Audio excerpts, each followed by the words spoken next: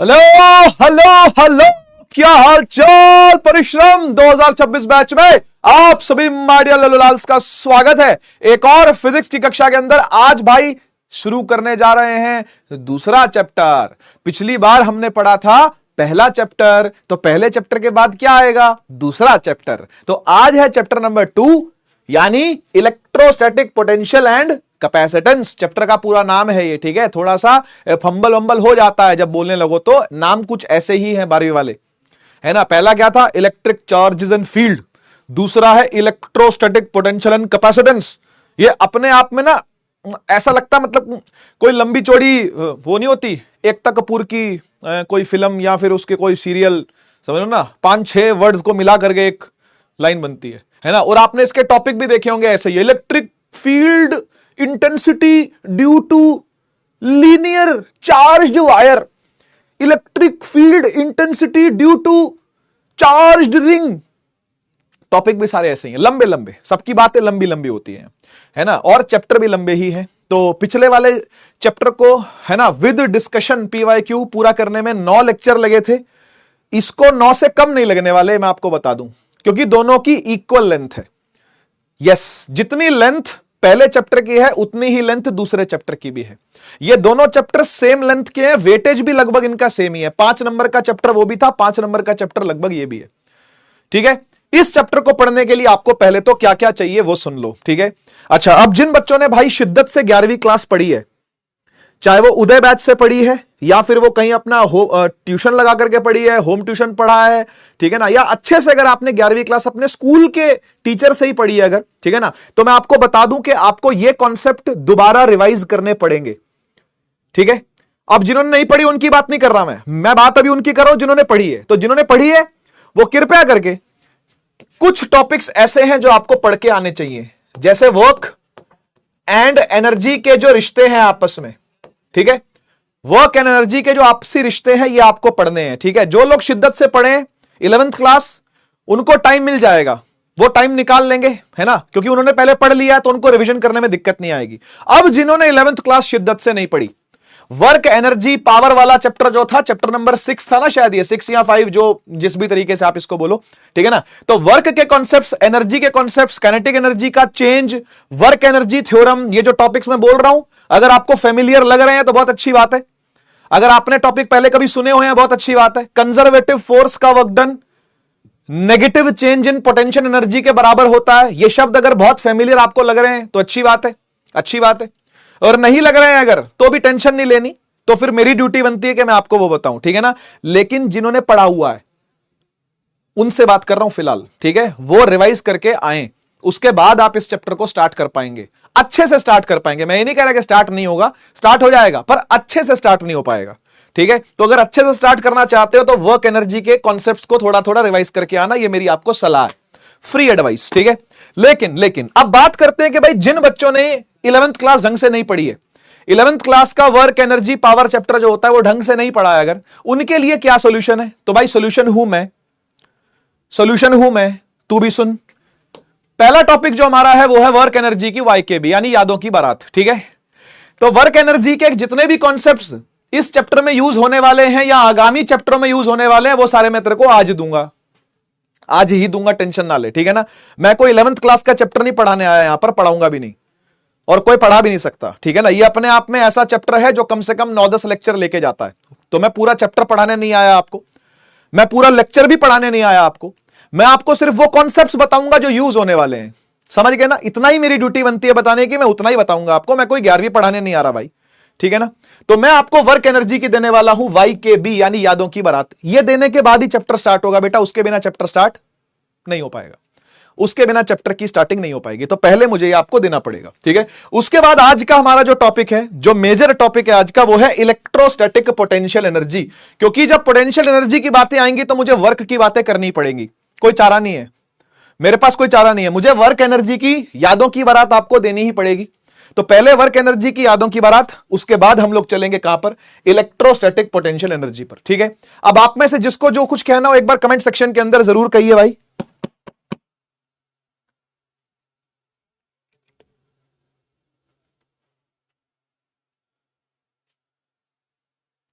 जल्दी से chat section के अंदर कह दो फटाफट, जो कहना है जल्दी से चैट सेक्शन में कह दो।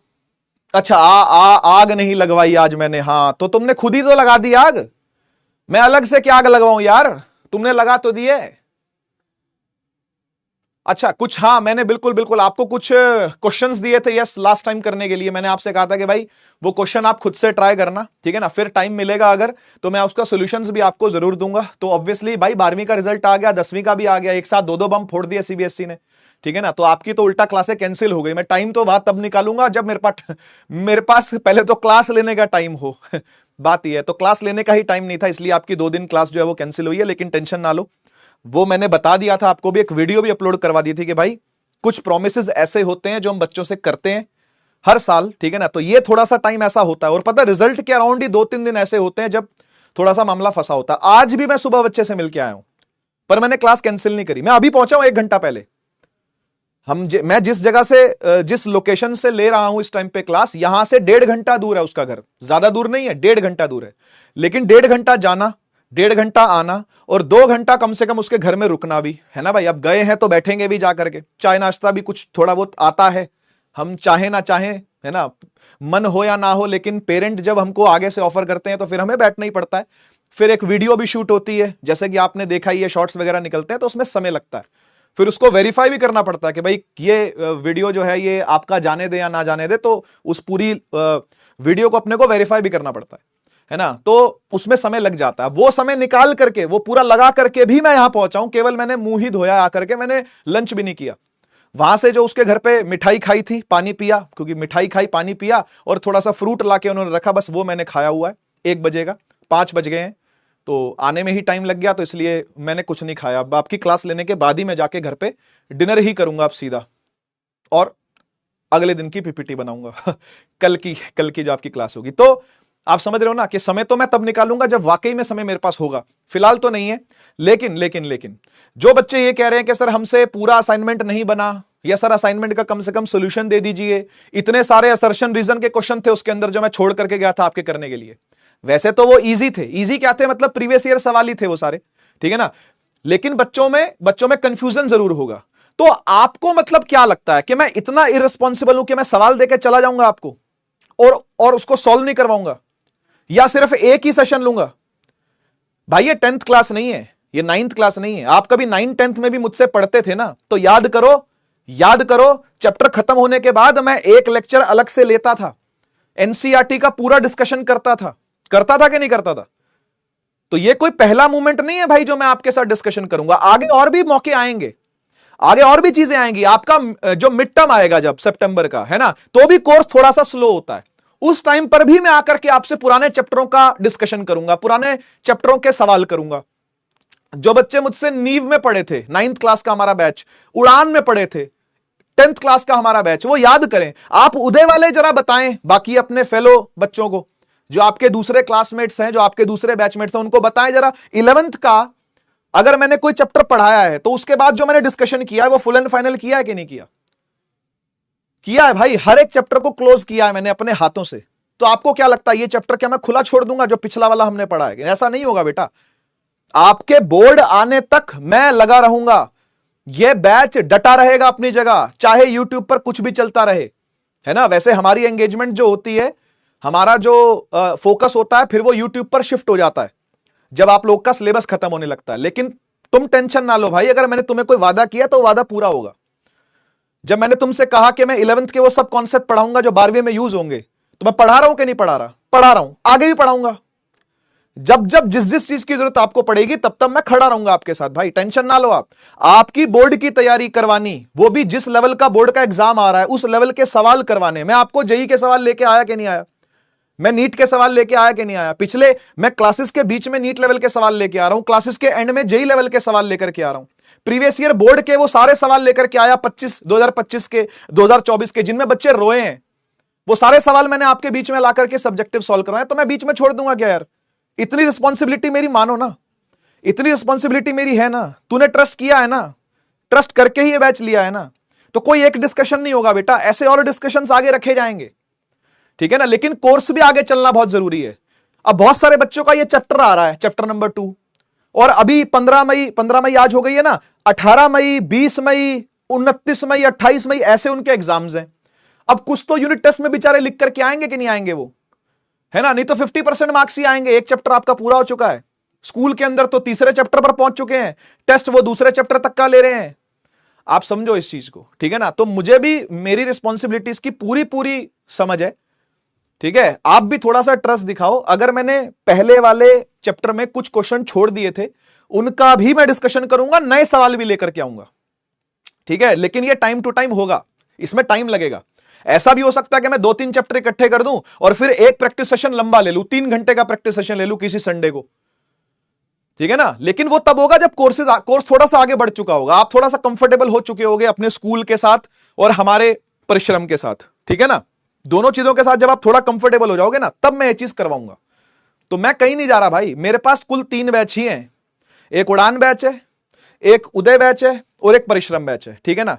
और मुझे पता है कि उड़ान से कितना गुना ज्यादा फोकस मुझे परिश्रम और उदय पर करना है, कम से कम 5 गुना ज्यादा फोकस। मतलब जितनी मेहनत मैं कभी उड़ान में करता था ना, उससे 5 गुना ज्यादा मेहनत, 5 गुना ज्यादा परिश्रम मैं इस परिश्रम बैच में करने वाला हूं। तो आपको ना तो पीवाईक्यूज की टेंशन लेनी है, ना एनसीईआरटी डिस्कशन की टेंशन लेनी है, ठीक है ना ही टाइम टू टाइम रिवीजन की टेंशन लेनी है। ये सारी टेंशन आप मुझ पर छोड़ दो। आपने सिर्फ रेगुलर क्लास अटेंड करनी है, नोट्स बनाने हैं और जो होमवर्क दिया जाए वो करना है, और इसको रेगुलर करना है। अब मुझे एक बात बताओ, आपकी 2 दिन क्लास कैंसिल हुई, उससे पहले के 3 दिन आपकी क्लास नहीं हुई। सैटरडे क्लास नहीं होती हमारी, संडे क्लास नहीं होती हमारी, मंडे क्लास नहीं होती हमारी, ट्यूसडे कैंसिल हुई, वेडनेसडे कैंसिल हुई। इन 5 दिनों में आपने क्या किया, ऑनेस्टली बताना जरा। इन 5 दिनों में आपने फिजिक्स का क्या किया? ज्यादातर वो होंगे जिन्होंने खोल के भी नहीं देखी। 5 दिनों में खोल के भी नहीं देखा। मैं सच्चाई बोल रहा हूं भाई, मेरे को कमेंट पढ़ने की जरूरत भी नहीं है, मैं सच्चाई बोल रहा हूं ये बात। और आज जब मैं टॉपर से मिलके आया हूं ना, परिश्रम बैच का ही टॉपर है वो परिश्रम बैच से ही पढ़ा था लास्ट ईयर। वो पता क्या बोल रहा था, सिर्फ एक चीज चाहिए, कंसिस्टेंसी। 98% नंबर लेकर के आया वो सीबीएसई बोर्ड के अंदर। सीबीएसई बोर्ड में 98% मार्क्स लेकर के आया है। कैसे आए? मैंने पूछा बैकलॉग बनता था? बोलता हाँ बनता था। मैं कहता कभी मन नहीं करता पढ़ने का? हाँ ऐसा भी होता था, मन नहीं करता। लेकिन किसी भी चीज को ना उसने लिंगर ऑन नहीं किया। लिंगर ऑन का मतलब होता है लटका के खींच के लंबा कर देना। बैकलॉग आया, कह रहा सर मैंने 2 दिन के अंदर अंदर निपटा दिया। कह रहा मन नहीं होता था, 15 मिनट कुछ और काम किया, म्यूजिक सुन लिया। उसने मुझे खुद बताया, कह रहा सर मैं म्यूजिक सुन लेता था तो म्यूजिक से थोड़ी सी मुझे रिक्रिएशनल हो जाती थी, थोड़ा सा हील कर लेता था मैं खुद को। या फिर वो स्केचिंग करता था, उसकी एक हॉबी स्केचिंग करने की है। आज आप देखो एनसीईआरटी वाला पर जाकर के, जब मैं उससे मिला हूं तो मैंने उसके साथ ऐसी ऐसी गहरी बातें करी हैं जो उसकी प्रिपरेशन से आप बहुत कुछ सीखोगे। एनसीईआरटी वाला चैनल पर देखना, शॉर्ट्स डल रहे हैं। वो शॉर्ट्स में पूरी कहानी तो नहीं होती, लेकिन आपको आइडिया जरूर लग जाएगा कि उस टॉपर का माइंडसेट क्या है और किसी भी टॉपर का क्या माइंडसेट होता है, किसी भी अच्छे मार्क्स लाने वाले का क्या माइंडसेट होता है। भाई मेरे भी अच्छे मार्क्स थे जब मैं 12th में था। तो मैंने आपको बताया कि मैंने 12th के अंदर ऐसी मेहनत करी थी कि 1 साल में 2 साल का कोर्स करा था। तो मेरी बात भी अगर आप मानोगे ना, मेरी मार्कशीट भी अगर आप देखोगे ना, तो आप प्रसन्न हो जाओगे यार, आप भी सर टॉपर से कम नहीं थे। केमिस्ट्री में मेरे 98 थे, 100 में से 98, ठीक है।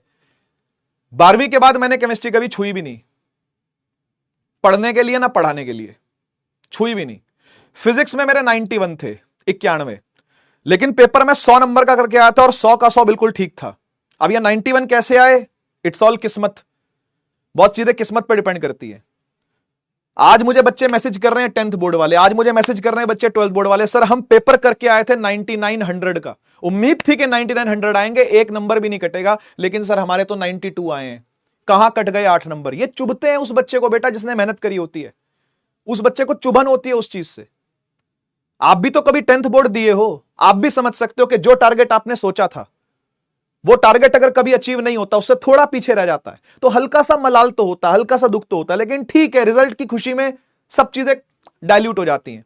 और पहली बार आप लोगों ने 10th का बोर्ड दिया था, उसके बाद हिम्मत करी थी कि यार हाँ 10th के बोर्ड में अच्छे मार्क्स हैं, चलो साइंस लेते हैं, चलो पीसीएम लेते हैं, चलो पीसीबी लेते हैं, चलो पीसीएम भी लेते हैं। फिर 11th में क्या हुआ तो मुझे बताने की जरूरत नहीं है, आपको बेटर पता है कि आपने क्या किया 11th में। तो वो चीजें 12th में नहीं होनी चाहिए बेटा। कंसिस्टेंसी डे 1 से रखो। अगर तुम्हें 5 दिन का गैप मिला है तो उस 5 दिन के अंदर आप अपने बैकलॉग क्लियर करो। आप में से बहुत सारे बच्चे लेट आए हैं इस बैच के अंदर, बाद में जुड़े हैं। मैं चैप्टर एक चैप्टर पूरा करवा चुका हूं मैं, उसमें 9 लेक्चर लगे हैं। 9 लेक्चर देखने में आपको कितनी देर लगेगी आप डिसाइड करो, और लेक्चर पूरा देखना पड़ेगा।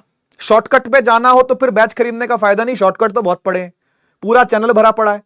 जिस टीचर से चाहो उससे पढ़ो, मुझसे अच्छा पढ़ा रहे हैं, आप पढ़ो उनसे जाकर के, कोई दिक्कत नहीं है। लेकिन मुझसे पढ़ना है तो आपको डिटेल में पढ़ना पड़ेगा, और डिटेल में पढ़ना ही सुख है फिजिक्स का। फिजिक्स का सुख वन शॉट में नहीं है। पढ़ाने वाले पढ़ाते हैं वन शॉट, पर मैं खुद अपने मुंह से बोल रहा हूं, कभी मैं भी अगर वन शॉट पढ़ा रहा हूं ना, तो वो सुख नहीं है जो मैं क्लास के अंदर आपको देता हूं। कंपेयर हो सकता है क्या कंटेंट? नहीं हो सकता बेटा। आप अगर कुछ आ करके खरीद करके देख रहे हो बैच के अंदर, और टीचर कई गुना ज्यादा मेहनत करता है जब आपके साथ बैच में जुड़ता है। पता है क्यों? एक अपनापन सा फील होता है कि यार ये मेरा बच्चा है, ये परिश्रम का बच्चा है, मेरा बच्चा है, ये लास्ट ईयर उदय में था, ये मेरा बच्चा है, ये उससे पहले उड़ान में था, ये मेरा बच्चा है। ऐसी लगाव फील होता है बच्चे के साथ। तो हम भी अपने से ज्यादा कोशिश करते हैं मेहनत करने की, कि जितना हमारा पोटेंशियल है ना मेहनत करने का, उससे ज्यादा मेहनत करेंगे इस बच्चे के लिए। तो आप स्ट्रेस मत लो इस चीज का, आप टेंशन मत लो, आप बस अपना टाइम वेस्ट मत करो। ये 5 दिन जिन बच्चों ने वेस्ट करे हैं ना, हो सकता है ऐसे और भी दिन आए, कभी मैं बिजी हूं किसी चीज में, कभी समृद्धि मैम तो नहीं पढ़ा रही इस बैच में, आरुषि मैम मान लो बिजी है, ठीक है ना, और कभी सुनील सर मान लो बिजी है, कभी और कोई टीचर बिजी है, कोई बीमार पड़ गया, कुछ दिन क्लास कैंसिल हो गई, उस टाइम आप क्या करोगे? बैठे रहोगे। मेरे इनबॉक्स भरा पड़ा है, मेरा इंस्टाग्राम पे इनबॉक्स भरा पड़ा है, सर क्लासेस कैंसिल क्यों हो गई, क्यों? मुझे स्पेशली वीडियो बनानी पड़ी, इसकी वीडियो बना करके बताना। अरे भाई हो गई अगर क्लास कैंसिल बाई चांस, तो आप अपना बैकलॉग पूरा करो। नहीं हो रहा, बैकलॉग नहीं है, 0 बैकलॉग है, तो रिवीजन करो। रिवीजन भी नहीं पूरा हो गया अगर, तो फिर सवाल लगाओ, असाइनमेंट लगाओ। कितना कुछ तो मैं देके जाता हूं क्लास के अंदर आपको, कितना कुछ तो मैंने दिया है पिछले चैप्टर में आपको करने को। ठीक है, टाइम वेस्ट नहीं करना, हर दिन पढ़ना है। और फिजिक्स तो एक ऐसा सब्जेक्ट है जो आपको रोज पढ़ना ही पड़ेगा। यह बात मैं दोनों टॉपर को बोल के आया हूं, मतलब वो तो चलो 12वीं पास हो गया, 10वीं पास वाली से जो मिल करके आया हूं मैं, उसको भी मैं ये चीज बोल करके आया हूं, बेटा मैं कहा तू नीट देने वाली है, वो नीट की प्रिपरेशन चालू कर रही है अभी, 10th बोर्ड से 11th में गई है अभी वो। तो मैंने उसको बोला, मैं कहा बेटा फिजिक्स एक ऐसी चीज है तुझे रोज पढ़नी पड़ेगी। बायो तू कर लेगी, बायो थ्योरेटिकल होती है, कॉन्सेप्चुअल होती है नो डाउट, लेकिन थ्योरेटिकल होती है। फिजिक्स में कैलकुलेशन में दिक्कत आती है, कौन सा फॉर्मूला लगेगा अप्रोच समझने में दिक्कत आती है, क्वेश्चन की लैंग्वेज क्या है डिकोड करने में प्रॉब्लम आती है। तो ये प्रैक्टिस से होगा और वो रोज करनी पड़ेगी। पीसीएम वाले को नहीं बोलूंगा मैं कभी भी, जो फिजिक्स केमिस्ट्री मैथ वाला है ना, और जो जेई की तैयारी कर रहा है उसको बोलूंगा मैथ रोज कर, उसके लिए मैथ रोज करनी ज्यादा जरूरी है। लेकिन जो पीसीबी यानी नीट की तैयारी कर रहा है मान लेते हैं, उसके लिए फिजिक्स रोज करनी जरूरी है। और बोर्ड का लेवल तो देखो जरा, केमिस्ट्री में वो लेवल ही नहीं है भाई, बायो में वो लेवल ही नहीं है, मैथ में भी ठीक ठाक लेवल है, लेकिन फिजिक्स के अंदर जरा लेवल देखो क्या है। बताओ रोज पढ़ना पड़ेगा कि नहीं पढ़ना पड़ेगा, या तुम शिकायत करने आ जाओगे कि क्लास कैंसिल क्यों हो गई है? ठीक है तो शिकायत नहीं करो, काम पे लग जाओ, ठीक है ना। ब्लेम गेम नहीं खेलना चाहिए कभी भी। ब्लेम गेम से पता किसका नुकसान होता है? उसी का जो ब्लेम कर रहा होता है दूसरे वाले को, सामने वाले को कोई नुकसान नहीं होता। ब्लेम गेम से सिर्फ हमारा ही साइकोलॉजिकल लॉस है, ठीक है ना, कि तेरी वजह से नहीं हुआ, तेरी वजह से नहीं हुआ, तू कारण है, तेरी वजह। अरे तू खुद को देख पहले भाई, कि तूने क्या कमी रखी, तूने उस टाइम पर क्या किया। रिवीजन किया, बहुत बढ़िया बात है, बैकलॉग क्लियर किया, बहुत बढ़िया बात है, असाइनमेंट किया, बहुत बढ़िया बात है, यही करना था, यही तो करना था तुझे, वो तूने किया तो बहुत अच्छी बात है। नहीं किया अगर, समय बर्बाद किया अगर, तो फिर वो समय कोई वापस नहीं ला पाएगा भाई, वो टाइम तो गया, वो टाइम तो चला गया, समय कोई वापस नहीं लाएगा। आपका शिकायत करने से ये तो नहीं होगा कि मैं प्रेजेंट हो जाऊंगा उस टाइम पर, अरे यार बच्चे ने शिकायत करी है कि क्लास कैंसिल क्यों कर दी सर आज आपने, चलो मैं चलता हूं भाई क्लास लेने के लिए। ऐसा थोड़ी ना होता है ठीक है ना, जो कमिटमेंट है वो पूरी करनी पड़ेगी ना हमको भी, ठीक है ना भाई। ये वर्दी पहनी है, इस वर्दी के साथ जुड़ी हुई बहुत सारी कमिटमेंट्स हैं, आपके साथ भी कमिटमेंट है और वो पूरी होगी, ठीक है। सो डोंट वरी, टेंशन ना लो। आइए चालू करते हैं।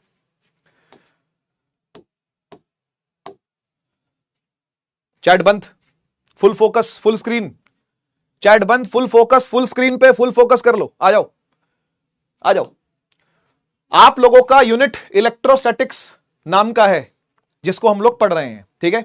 उसमें से chapter number 1 electric charge and field हम लोग पूरा कर चुके हैं। सारे टॉपिक मैं आपको बता देता हूं, पूरे हुए हैं या नहीं हुए हैं चेक कर लो, क्योंकि मैं बताता हूं एक समस्या और चल रही है। नहीं नहीं, ऐसी मजाक कर रहा था मैं तो। पढ़ाऊंगा कि समोसा खाऊंगा, मजाक कर रहा था मैं। मना कर दे, तू खा ले। अबे खा लेना। अच्छा, एक और खा ले, कोई बात नहीं। हाँ जी, chapter 1 electric charge and field. इसमें सबसे पहले आपने चार्जेस के बारे में पढ़ा, फिर कंजर्वेशन ऑफ चार्ज लॉ है, कूलम्स लॉ के बारे में पढ़ा। 2 पॉइंट चार्जेस के बीच में फोर्सेस होती है, मल्टीपल चार्जेस के बीच में फोर्सेस होती है, इसको बोलते हैं सुपरपोजिशन प्रिंसिपल। ये रहा सुपरपोजिशन प्रिंसिपल पढ़ा। कंटिन्यूअस चार्ज डिस्ट्रीब्यूशन पढ़ी उसके बाद आपने, जिसके अंदर हम लोग डेंसिटी पढ़ते हैं, है ना। देखा आपने कि भाई linear charge density, surface charge density किस तरीके से काम करती है। उसके बाद इलेक्ट्रिक फील्ड की बातें आती है। Electric field due to point charge is equal to के क्यू बाय आर स्क्वायर होता है ना। इलेक्ट्रिक फील्ड लाइंस के बारे में पढ़ा, उसकी प्रॉपर्टीज पढ़ी आपने। डायपोल पढ़ा, डायपोल कहां कहां पर कैसी कैसी फील्ड बनाता है वो पढ़ा। उसके बाद आपने टॉर्क पढ़ी, है ना, टॉर्क पढ़ी, इलेक्ट्रिक फील्ड डायपोल की पढ़ी, फिर टॉर्क पढ़ी, ठीक है। उसके बाद आपने फ्लक्स पढ़ा, गॉस थ्योरम की स्टेटमेंट पढ़ी, उसकी एप्लीकेशंस देखी। कहां कहां की एप्लीकेशंस थी, एक थी इनफाइनेटली लॉन्ग स्ट्रेट वायर, मैंने आपको सबसे पहले यही पढ़ाई थी, लॉन्ग स्ट्रेट वायर।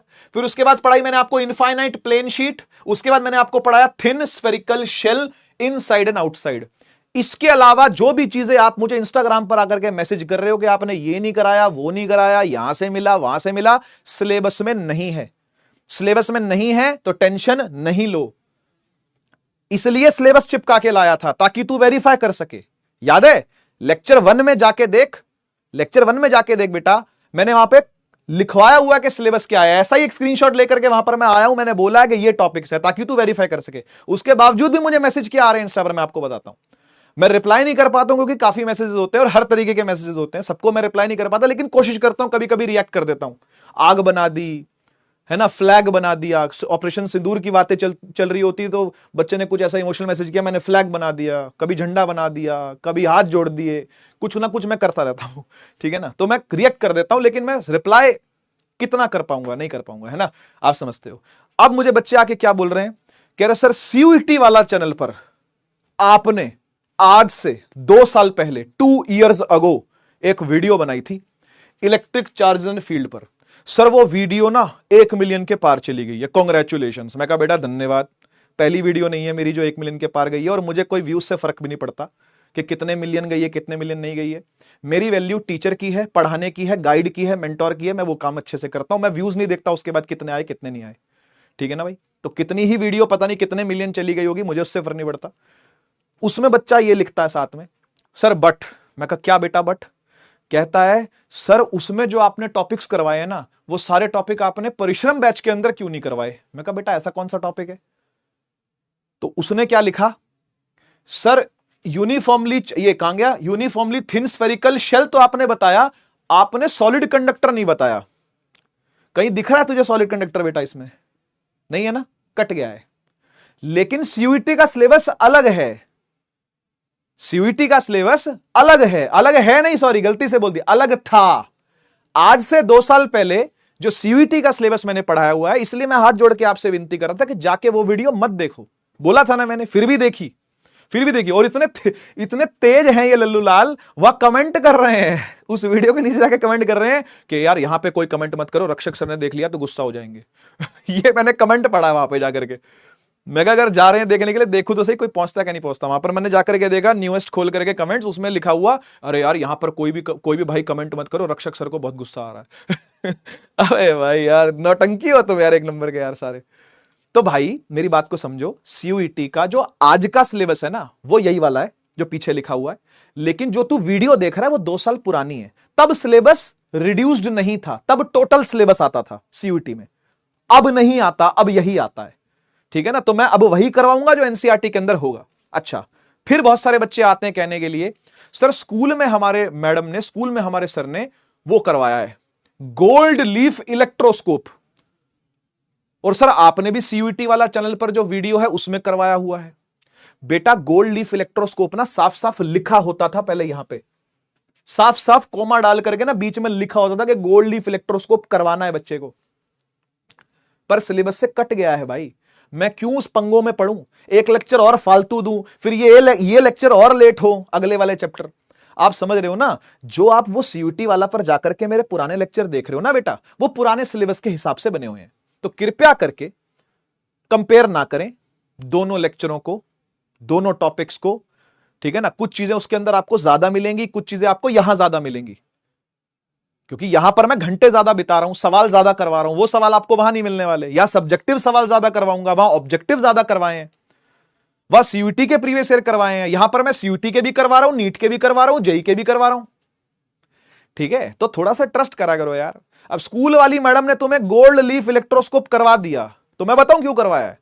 क्योंकि कुछ टीचरों की आदत होती है, उन्होंने अपने टाइम पे नोट्स बनाए होते हैं, कुछ नोट्स बनाए होते हैं अपने टाइम पर, है ना, वो नोट्स को अपडेट नहीं करते।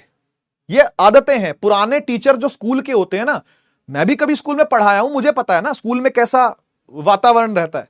तो वातावरण कुछ इस प्रकार का होता है कि टीचर के पास, फिजिक्स के मास्टर के पास एक रजिस्टर होता है जिसके अंदर वो सारी डेरिवेशन लिख करके लाता है।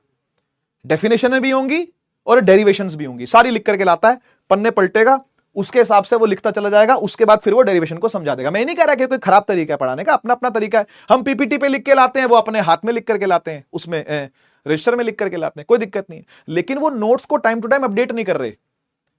ठीक है, गोल्ड लीफ इलेक्ट्रोस्कोप एनसीईआरटी में कहां है बताओ? सॉलिड कंडक्टर, सॉलिड स्फेरिकल जो ये होता है कंडक्टर, वो कहां है एनसीईआरटी में बताओ? ठीक है, तो टेंशन ना ले बेटा, जितना मैं करवा रहा हूं वो सिलेबस के अकॉर्डिंग ही करवा रहा हूं। आगे भी जो मैं करवाऊंगा वो सिलेबस के अकॉर्डिंग ही करवाऊंगा। इलेक्ट्रोस्टैटिक पोटेंशियल एंड कैपेसिटेंस का सिलेबस ये लिखा आपके सामने। ठीक है, देखो साफ साफ लिखा हुआ है, किसी चीज की डेरिवेशन नहीं है तो सिर्फ फॉर्मूला है। मैं क्यों घुसूंगा डेरिवेशन में? फिर क्या काम किया आपके? जब सिलेबस में नहीं है तो फिर क्यों पंगा लूं मैं उस चीज का? ठीक है ना भाई, जो चीजें कट चुकी हैं वो करवाने का फायदा नहीं है। अच्छा, अब इसमें कुछ बच्चे और भी आए, वो कह रहे हैं सर पिछले साल परिश्रम में हमारे पास खजाना है, उससे पिछले साल वाले परिश्रम का भी हमारे पास खजाना है, हमने वो वाला वीडियो जाकर के देखा, उसमें उन सर ने बहुत ज्यादा पढ़ाया हुआ है, आप उस हिसाब। फिर वही बात बेटा, हर साल सिलेबस चेंज हुआ है, हर साल सिलेबस कुछ ना कुछ रिड्यूस करा है, ऐसी ऐसी चीजें ला करके लिख दी हैं उन्होंने, डेरिवेशन नहीं सिर्फ फॉर्मूला। तो मैं क्यों पंगों में घुसूं? जो 2 साल पुरानी वीडियोस हैं, 1 साल पुरानी वीडियोस हैं, वो सब उस टाइम के सिलेबस के हिसाब से है। ठीक है ना, तो आप टेंशन ना लें। ठीक है, अगर आप अपने स्कूल के एग्जाम के लिए, स्कूल के टेस्ट के लिए थोड़ा सा आगे देखना चाहते हैं, आगे पढ़ना चाहते हैं, कुछ स्कूल्स के अंदर क्या होता है कि मॉडर्न फिजिक्स पहले करवा दी जाती है, तो उनके लिए खजाना अच्छा है भाई, पर पूरा खजाना अच्छा नहीं है। पूरा खजाना अच्छा आज के सिलेबस के हिसाब से नहीं है। तो आप प्लीज सीबीएसई की वेबसाइट पर जाकर के अपना सिलेबस डाउनलोड कर लो, या आप किसी और बोर्ड के हो, एमपी बोर्ड के बहुत सारे बच्चे हमारे यहां पे हैं, बिहार बोर्ड के बच्चे बहुत सारे यहां पर हैं। ठीक है ना, तो पता चल जाता है हमको, डिटेल्स जब हम लेते हैं तो आइडिया लग जाता है अपने को कि बच्चा कहां का है। तो बहुत सारे बोर्ड्स के बच्चे यहां पर आते हैं परिश्रम में, हर साल आते हैं, उड़ान में भी थे, उदय में भी थे, हर बोर्ड का बच्चा यहां पर आता है। उनके अपने अपने बोर्ड के बैचेस भी हैं, लेकिन उसके बावजूद भी आते हैं कुछ बच्चे यहां पर। तो भाई अपने अपने बोर्ड का सिलेबस अपनी अपनी बोर्ड की वेबसाइट से डाउनलोड करो और चेक करो कि वो चीज है भी या नहीं है, या तुम लगे हो बस पढ़ने में। गोल्ड लीफ इलेक्ट्रोस्कोप का थ्योरी लिखवा दीजिए सर।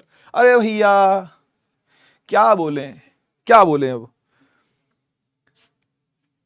डाउनलोड करके देखो सिलेबस को। नहीं डाउनलोड होता मैं ले आऊंगा छाप करके, यार मैं ला तो रहा हूं।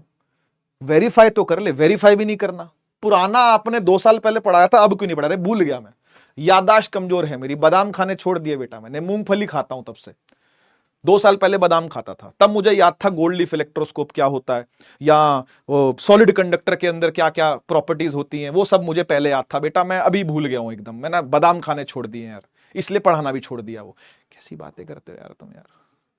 अब से ऐसे मैसेज मत करना भाई, ठीक है? मुझे पता है सिलेबस क्या है, मुझे पता है क्या पढ़ाना है, मुझे पता है इस टाइम पर कौन कहां क्या पढ़ा रहा है, ये भी पता है मुझे।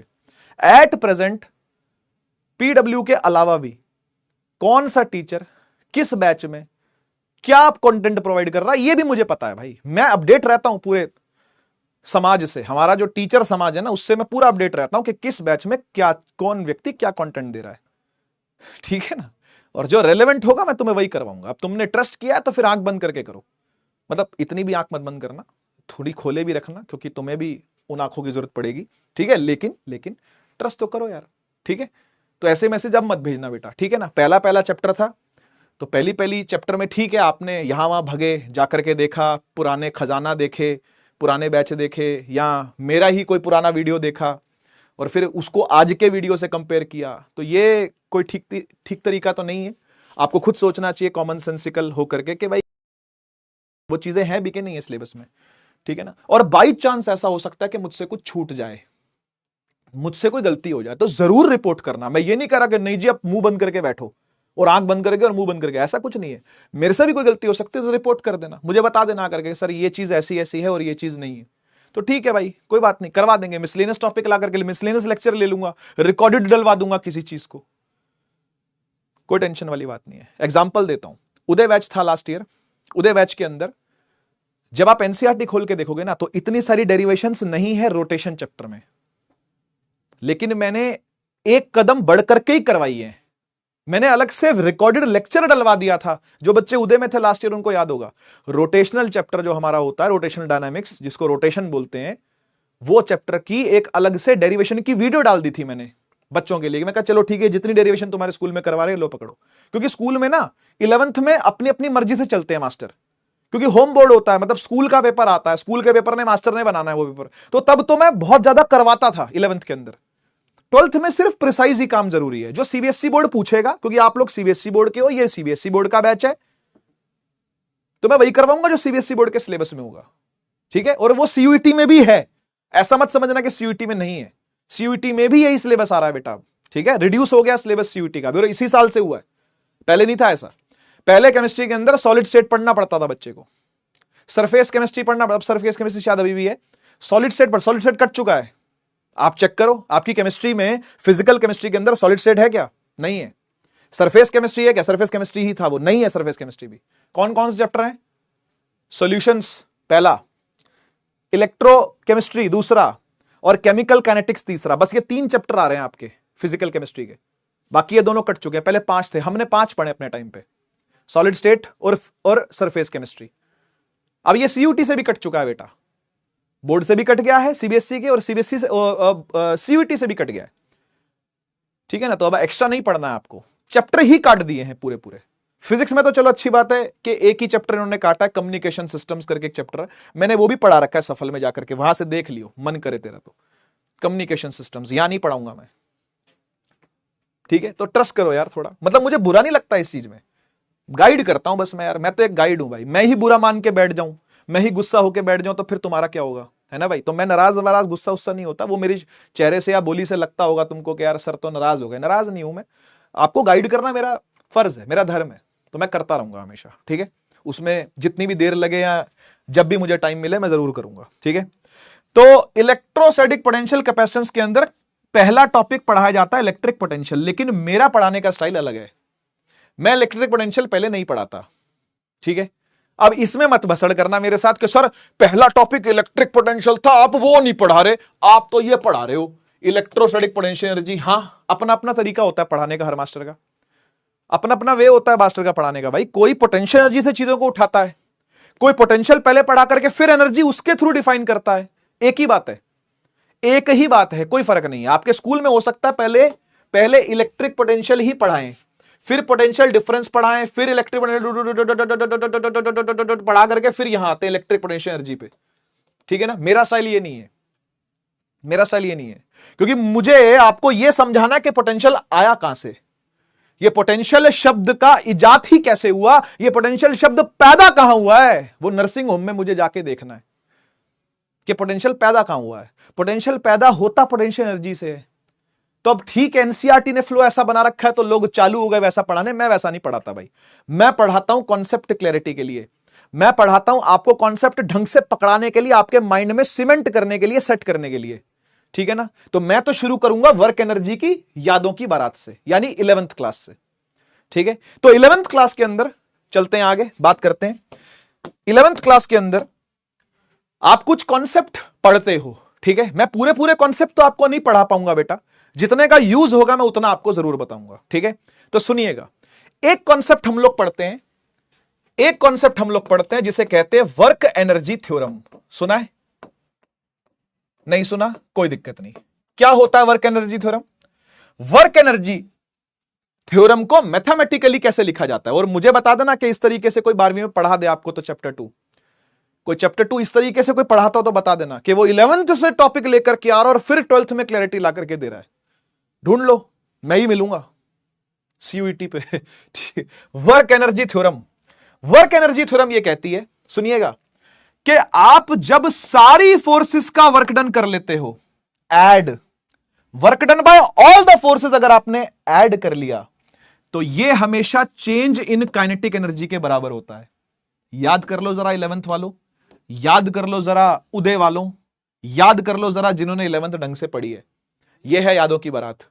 Work done by all the forces बराबर होता है पोटेंशियल काइनेटिक एनर्जी के चेंज के।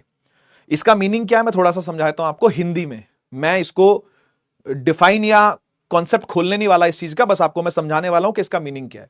देखो एक बॉडी होती है, उसके ऊपर कहीं से भी फोर्स लग सकती है, इधर से इधर से इधर से इधर से, कहीं से भी फोर्स लग सकती है। आप जितनी भी फोर्सेस लग रही है ना, सबके वर्क डन निकालो। ये कॉन्सेप्ट ऐसा कहता है, सुनिएगा, ये कॉन्सेप्ट ऐसा कहता है जितने भी वर्क डन हो रहे हैं एक बॉडी पर, सबका वर्क डन ऐड कर दो। इधर वाली फोर्स का भी कर दो, इधर वाली का भी कर दो, इधर वाली का भी, इधर वाली का भी, इधर भी, इधर भी, जितनी वो लग रही है सबका वर्क डन क्या कर दो, ऐड कर दो। बोला फिर क्या होगा? बोला जितना वर्क डन आप ऐड करोगे ना, वो सारा का सारा इस बॉडी की काइनेटिक एनर्जी के चेंज में चला जाएगा। काइनेटिक एनर्जी के चेंज में मतलब उसकी स्पीड को बढ़ाने में। काइनेटिक एनर्जी क्या होती है भाई? Half m v square. याद करो, याद करो, काइनेटिक एनर्जी क्या होती है बेटा? Half m v square. V मतलब स्पीड, वी मतलब वेलोसिटी, स्पीड। मास तो चेंज हो नहीं सकता भाई, मास चेंज होने की तो यहां पर बातें होती नहीं है। 99% ऑफ द केसेस में मास तो चेंज होगा नहीं, वो 1% केस की आपको टेंशन लेनी नहीं। स्पीड चेंज की बात यहां पर चल रही है। तो जब भी आप वर्क डन करोगे by all the forces, speed में चेंज आएगा। या तो स्पीड बढ़ेगी या तो स्पीड घटेगी, यानी कि काइनेटिक एनर्जी या तो बढ़ने वाली है या तो घटने वाली है। यह कह रहा है पहला वाला फॉर्मूला। यह मैथमेटिकल एक्सप्रेशन जो मैंने यहां पर लिखा है, इसका मीनिंग यह है। क्या याद रहेगा? क्या याद रहेगा बेटा? 11th क्लास की बातें, मैं ज्यादा टाइम नहीं लगा सकता इसके ऊपर। आप इसको घोट जाओ, फटाफट पी जाओ इसको, निगल जाओ इसको फटाफट से। Work done by all the forces क्या होता है? काइनेटिक एनर्जी के चेंज के बराबर होता है, ऐसा ये बोल रहा है। This is called work energy theorem. दूसरा कॉन्सेप्ट जो हम पढ़ते हैं, दूसरा कॉन्सेप्ट जो हम पढ़ते हैं वो होता है वर्क डन बाय कोई भी कंजर्वेटिव फोर्स। कंजर्वेटिव फोर्स मैं थोड़ा सा बताऊंगा आपको। वर्क डन बाय कोई भी conservative force negative change of potential energy के बराबर होती है। लिख के दिखाता हूं क्या है ये मैथमेटिकली क्या होता है, मैं आपको दिखाता हूं। Work done by conservative force, CF का मतलब होता है कंजर्वेटिव फोर्स, ऐसे ही लिखते हैं इसको प्यार से, मैं ऐसे ही लिखता हूं। वर्क डन के पैर में कंजर्वेटिव फोर्स।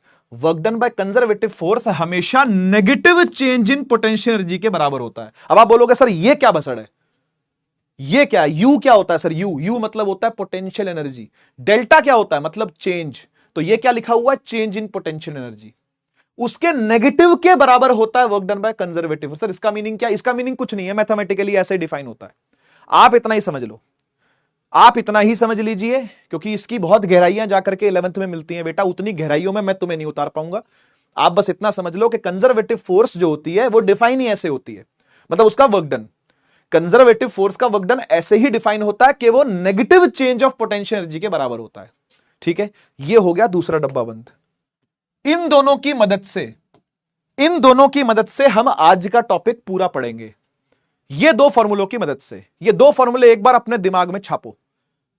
इनका मीनिंग आपको जितना भी समझ में आया, 40% समझ में आया, 30% समझ में आया, 20% समझ में आया, 10% ही समझ में आया, दिमाग में छापो। Work done by all the forces kinetic energy के चेंज के बराबर। Work done by conservative force negative change of potential energy के बराबर। ठीक है, अब आगे सुनो। ये डन है, आगे सुनो। ऑल द फोर्सेस का मतलब क्या होता है सर? किन किन फोर्सेस की बात हो रही है? तो देखो, दो टाइप की फोर्सेस की बात यहां पर होती है। ऑल का मतलब दो टाइप की फोर्सेस है। कौन कौन सी? या तो होगी कंजर्वेटिव फोर्स या फिर होगी नॉन कंजर्वेटिव फोर्स। ये जो नॉन कंजर्वेटिव फोर्स है ना, इसको जनरली हम लोग एक्सटर्नल फोर्स भी कहते हैं। Sir what is external force? जो मैं अपने हाथ से खींच के लगाता हूं वो एक एक्सटर्नल फोर्स है। सर फिर कंजर्वेटिव कौन सी होती है? तीन कंजर्वेटिव फोर्सेज हैं, जरा याद रखो, जरा याद रखो। तीन कंजर्वेटिव फोर्सेज हैं। कोई पूछे आपसे कंजर्वेटिव फोर्स कौन है, तो तीन कंजर्वेटिव फोर्सेज आपके सिलेबस में है। पहली ग्रेविटेशनल फोर्स। सर ये तो 11th में थी। हाँ ठीक है, टेंशन ना ले फिर तू, फिर तो टेंशन नहीं लेनी, ठीक है ना, 11th में थी तो गई। दूसरी स्प्रिंग फोर्स, जिसको इलास्टिक भी कहते हैं। सर ये भी 11th में सुनी सुनी थी, हां तो 11 में थी गई। तीसरी फोर्स इलेक्ट्रोस्टैटिक फोर्स, ये सुनिए। अबे कूलम फोर्स, लल्लू लाल कहीं के, Coulomb's force, Coulomb's law, F is equal to k Q1 Q2 by r square, ये वाली force, electric force, attraction repulsion charges के बीच में जो होती है वो भी कंजर्वेटिव है पगले, वो भी कंजर्वेटिव ही है लल्लू लाल कहीं के, समझा? तो जो चार्जेस के बीच की फोर्स है ना, that is also conservative force, इतना याद रहेगा। 3 प्रकार की कंजर्वेटिव फोर्स है, ऊपर वाली 2 गई 11th में, भूल जाओ। तीसरी वाली की बात करेंगे, इलेक्ट्रोस्टैटिक फोर्स यानी कि कूलम्स फोर्स, ठीक है? वही कंजर्वेटिव फोर्स के वर्कडन की यहां पर चर्चा चल रही है।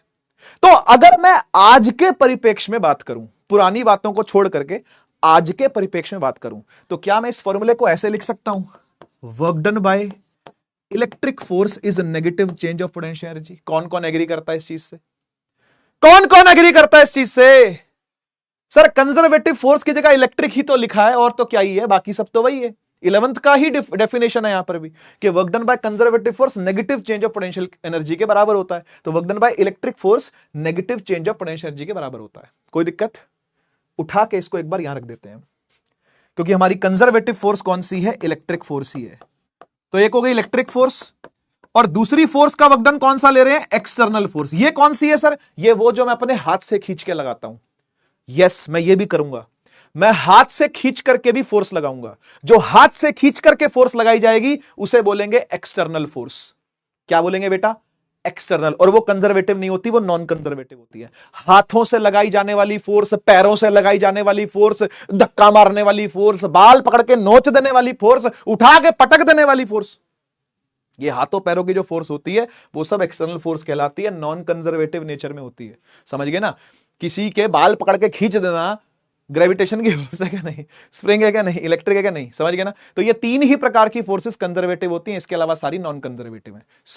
स्प्रिंग फोर्स कंजर्वेटिव है, फ्रिक्शन क्या है? नॉन कंजर्वेटिव, हाथों पैरों की फोर्स नॉन कंजर्वेटिव। तो यही सब आपको सुनने को देखने को मिलेंगी। बढ़िया, अब आगे सुन। तो एक हो गई कंजर्वेटिव फोर्स का वर्क डन, क्योंकि ऑल में तो दोनों आने चाहिए ना। यहां पर मैं एक काम करता हूं, ऐसे लिखता हूं इसको धीरे धीरे। ऑल फोर्सेस अगर बात हो रही है तो फोर्सेस 2 भागों में डिवाइडेड है, या तो कंजर्वेटिव फोर्स होगी या फिर नॉन कंजर्वेटिव फोर्स होगी, और दोनों ही डेल्टा के बराबर होंगी। मैथ्स है, मैथ्स। अरे मैथ चल रही है यार, फिजिक्स कहां है? मैथ है। तो ऑल फोर्सेस कंजर्वेटिव या तो नॉन कंजर्वेटिव। कंजर्वेटिव यहां पर हमारे लिए इलेक्ट्रिकल है, इलेक्ट्रिक फोर्स है, और नॉन कंजर्वेटिव कौन सी है? एक्सटर्नल फोर्स है। ये भी बराबर किसके है? डेल्टा के है। बहुत बढ़िया सर, एकदम बढ़िया मैथ चल रही है सर। इस इलेक्ट्रिक वाली को उठा करके यहां से यहां रख देते हैं। रख दें? सर क्या ये डेरिवेशन करवा रहे हो क्या? नहीं, एक बहुत इंपॉर्टेंट कॉन्सेप्ट बता रहा हूं आपको। 11th वाले बच्चे इसको जानते हैं पहले से, जो उदय में खासकर पढ़े हैं वो इसको पहले से जानते हैं। जो मैं अभी लिखूंगा वो पहले से जानते हैं, इसलिए उनके लिए यादों की बात है। आपके लिए जो 11th ढंग से नहीं पढ़े हैं, जो ये बातें एकदम नई नई देख रहे हैं, उनके लिए तो ये पहली बारी है भाई, उनके लिए तो ये पहली बारी है। ठीक है ना? तो electric force negative change of potential energy के बराबर, यानी नेगेटिव डेल्टा यू के बराबर है, plus external work done is equal to delta k. ठीक, यहां से एक्सटर्नल वर्क डन जो निकल करके आया वो आया डेल्टा के, और माइनस डेल्टा यू उधर भागेगा तो हो जाएगा प्लस डेल्टा यू। एक मिनट जरा, एक मिनट। यहां तक तो कोई दिक्कत नहीं, प्योर मैथ्स, प्योर मैथमेटिक्स चल रही है, और तो कुछ नहीं है। इसको उठा के यहां पुट किया, उसे उठा के यहां रख दिया। ठीक है, अब क्या होगा पता है? जब मैं चार्जेस को चलवाऊंगा, जब मैं चार्जेस पर एक्सटर्नल वर्क डन करूंगा, तो मैं ये मेक श्योर करूंगा, मेरी बात को ध्यान सुनना, मैं ये मेक श्योर करूंगा, अभी डेफिनेशन में भी दिखेगा आपको, मैं ये मेक श्योर करूंगा कि वो स्लो स्लो स्लो स्लो चल के आए। सर ऐसा क्यों करोगे आप? ये स्लो स्लो की बात कहां से आ गई? ये स्लोली स्लोली चलाने की बात कहां से आ गई? अभी देखना, आप डेफिनेशन में है, मैं नहीं बोल रहा अपने मुंह से, मैं कह रहा हूं डेफिनेशन में है, आप चेक कर लेना। अभी एनसीईआरटी खोल के चेक कर लेना भाई, स्लोली शब्द दिया हुआ है। एक और टर्म भी दी हुई है, स्लोली के अलावा क्या टर्म हो सकती है मैं वो भी बताता हूं आपको। स्लोली होगा, ठीक है ना, या फिर जीरो एक्सेलरेशन होता है, ये भी एक ही बात है। स्लो लेकर के आना यानी विदाउट एक्सेलरेशन के लेके आना, बिना एक्सेलरेशन के लेके आना, यानी कि कांस्टेंट वेलोसिटी से लेके आना। कांस्टेंट वेलोसिटी से बोले, स्लोली बोले या जीरो एक्सेलरेशन से बोले, एक ही बात है। इन सबका एक ही मीनिंग होता है, डेल्टा के का जीरो होना। जीरो एक्सेलरेशन का मीनिंग होता है बेटा, जीरो एक्सेलरेशन का मीनिंग होता है कि काइनेटिक एनर्जी में कोई चेंज नहीं ला रहे आप। क्यों नहीं ला रहे? कहां से आ गई ये बात? आएगा समझ में, सुनते जाओ। थ्योरी चल रही है अभी, तो प्रैक्टिकल नहीं दिखा रहा, थ्योरी चल रही है अभी। जीरो एक्सेलरेशन या फिर स्लोली लाने या फिर कांस्टेंट वेलोसिटी लाने का मतलब होता है डेल्टा के का जीरो होना। ठीक है? और मुझे बता, अगर मैं एक्सटर्नल वर्क डन कर रहा हूं, यहां देखियो, मैथ्स देखियो और फिर फिजिक्स समझाता हूं, इससे फिजिक्स की फील देता हूं। मैं अगर एक्सटर्नल वर्क डन कर रहा हूं, मतलब मैं अपने हाथों पैरों से चीज को खींच के ला रहा हूं। किसको ला रहे हो सर? चार्ज को ला रहा हूं। चल तू सोच ले, चार्ज को खींच के ला रहा हूं, ठीक है? एक्सटर्नल फोर्स लगा रहा हूं, उससे वर्क डन हो रहा है, और वो वर्क डन दो भागों में बट रहा है। मेरा किया मेहनत, मेरा किया परिश्रम, मेरा किया एक्सटर्नल वर्क डन दो भागों में डिवाइड हो रहा है। कौन कौन से दो भाग? एक भाग बनता है काइनेटिक एनर्जी का चेंज, दूसरा भाग बनता है पोटेंशियल एनर्जी का चेंज। तो आप मुझे बताओ, सोच के बताना, मैं क्यों चाहूंगा कि मेरा किया वर्क डन चार्ज की स्पीड को बढ़ाए? मेरा किया वर्क डन चार्ज की स्पीड को बढ़ाने में वेस्ट नहीं जाना चाहिए। यह कॉन्सेप्ट है, यह कॉन्सेप्ट है। मैं चाहूंगा कि चार्ज कैसे आए? स्लो स्लो आए। चार्ज कैसे आए? जीरो एक्सेलरेशन से आए। चार्ज कैसे आए? कांस्टेंट वेलोसिटी से आए, यानी डेल्टा के जीरो हो। यानी मेरा किया वर्क डन, मैं नहीं चाहता कि वो काइनेटिक एनर्जी को चेंज करवाए। मेरा किया वर्क डन सिर्फ और सिर्फ पोटेंशियल एनर्जी के अंदर घुसना चाहिए। तो ऐसे में मुझे क्या करना पड़ेगा? चार्ज को स्लो लाना पड़ेगा, चार्ज को कांस्टेंट वेलोसिटी से लाना पड़ेगा। और जब मैं ऐसा कर दूंगा, तो मेरा एक्सटर्नल वर्क डन जो होगा वो सारा का सारा डेल्टा यू में कन्वर्ट हो जाएगा। और मैं आपको एक बात बताऊं, आप चाहे एनसीईआरटी खोल लो, आप चाहे कोई भी रेफरेंस किताब खोल लो, आप चाहे अपने स्कूल के नोट्स खोल लो, सीधी डेरिवेशन यहां से स्टार्ट करवाई जाती है। मुझे आपत्ति है इस चीज से, मुझे प्रॉब्लम है इस चीज से। सीधा सीधा आपने कैसे कह दिया कि एक्सटर्नल वर्क डन जो होता है वो पोटेंशियल एनर्जी में जाके स्टोर हो जाता है? सीधा बोलते हैं, पता क्या बोलते हैं? Work done against the conservative force is stored as change in potential energy. सीधा सीधा किताबों में दिया होता है, सीधा सीधा स्कूल वाले लिखवा देते हैं, मास्टर लिखवा देते हैं। ये कोई नहीं बताता, ये आपको नहीं मिलेगा 12वीं में, ये 12वीं किताब, क्योंकि वो तो मान के बैठे ना कि भाई आपको 11वीं आती है। वो तो मान के बैठे ना कि आप ऑलरेडी जानते हो वर्क एनर्जी थ्योरम क्या होता है, आप ऑलरेडी जानते हो work done by conservative force कैसे डिफाइन होता है। वो ये मानते हैं, पर मैं मानता हूं कि आपको नहीं आता, और जो उदय पड़े हैं ना, उन लल्लू लालों को भी नहीं आता। चलो मैं तो ये मानता हूं, तभी मैं इतना समय लगा रहा हूं ये बताने में। 20 मिनट लग गए, लगते ही है, हर बार लगते हैं। ये क्या लिखा हुआ है? ये जो एंड में बना, ये जो मेन कॉन्सेप्ट है, जहां से 12वीं स्टार्ट कर देते हैं ये लोग, जहां से इस चैप्टर को स्टार्ट किया हुआ है, ये आया कहां से? एक्सटर्नल वर्क डन कैसे पोटेंशियल एनर्जी का चेंज के बराबर होता है भाई? ऐसे होता है, ऐसे होता है कि चार्ज को बहुत हौले हौले लाना पड़ता है, आहिस्ता आहिस्ता लाना पड़ता है, स्लोली स्लोली लाना पड़ता है, कांस्टेंट वेलोसिटी से लाना पड़ता है, जीरो एक्सेलरेशन से लाना पड़ता है, यानी काइनेटिक एनर्जी को चेंज नहीं होने देना। काइनेटिक एनर्जी के चेंज का मतलब क्या? स्पीड का बढ़ना या स्पीड का घटना। जिस स्पीड से ला रहे हो, धीरे धीरे धीरे धीरे धीरे लाना है, स्पीड बढ़ा के नहीं लाना। स्पीड बढ़ा के लाया तो तेरा वर्क डन काइनेटिक एनर्जी को भी चेंज कर रहा होगा, फिर वो पोटेंशियल एनर्जी में पूरा स्टोर नहीं हो पाएगा। हम चाहते ये हैं कि हमारा वर्क डन पूरा का पूरा पोटेंशियल एनर्जी के चेंज में लगे, पोटेंशियल एनर्जी में स्टोर हो। कुछ समझ में आ रहा है? 11th वालों को तो आ गया होगा मुझे लगता है। 11th जो ढंग से पढ़े उनको तो ये बात याद आ गई होगी कि हमने पढ़ा था कि work done against any conservative force will be stored as potential energy. और एक बात बताऊं, ये जो मैं अपने हाथ से लिख रहा हूं ना, ये सब कुछ, ये आपने ग्रेविटेशनल फोर्स के टाइम पर इसको डिराइव करने के लिए, ग्रेविटेशनल पोटेंशियल एनर्जी को डिराइव करने के लिए पढ़ा था। क्या थी? याद है? ग्रेविटेशनल पोटेंशियल एनर्जी थी Gm1m2 बटा R with a minus sign. यह डिराइव किया था 11th में, आप सभी ने लिखी होगी ये वाली डेरिवेशन। जिस जिस बच्चे ने ग्रेविटेशन चैप्टर पढ़ा होगा पढ़ा होगा, समझा नहीं होगा। मैं तो कह ही नहीं रहा कि आपने समझा होगा, मैं कह रहा हूं अगर आपने पढ़ा होगा ना, ये सब कुछ आपने लिखा होगा अपने हाथ से।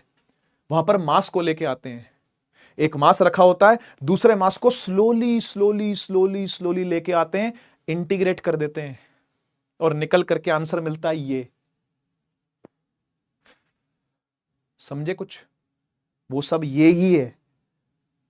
तो 12th की स्टार्टिंग में जब मैं इसके लिए आपको बता रहा हूं ये बात, इलेक्ट्रोस्टैटिक पोटेंशियल एनर्जी बता रहा हूं, तो फिर ये बताना तो पड़ेगा ना कि कहां से आई, स्लोली आया तो क्यों आया।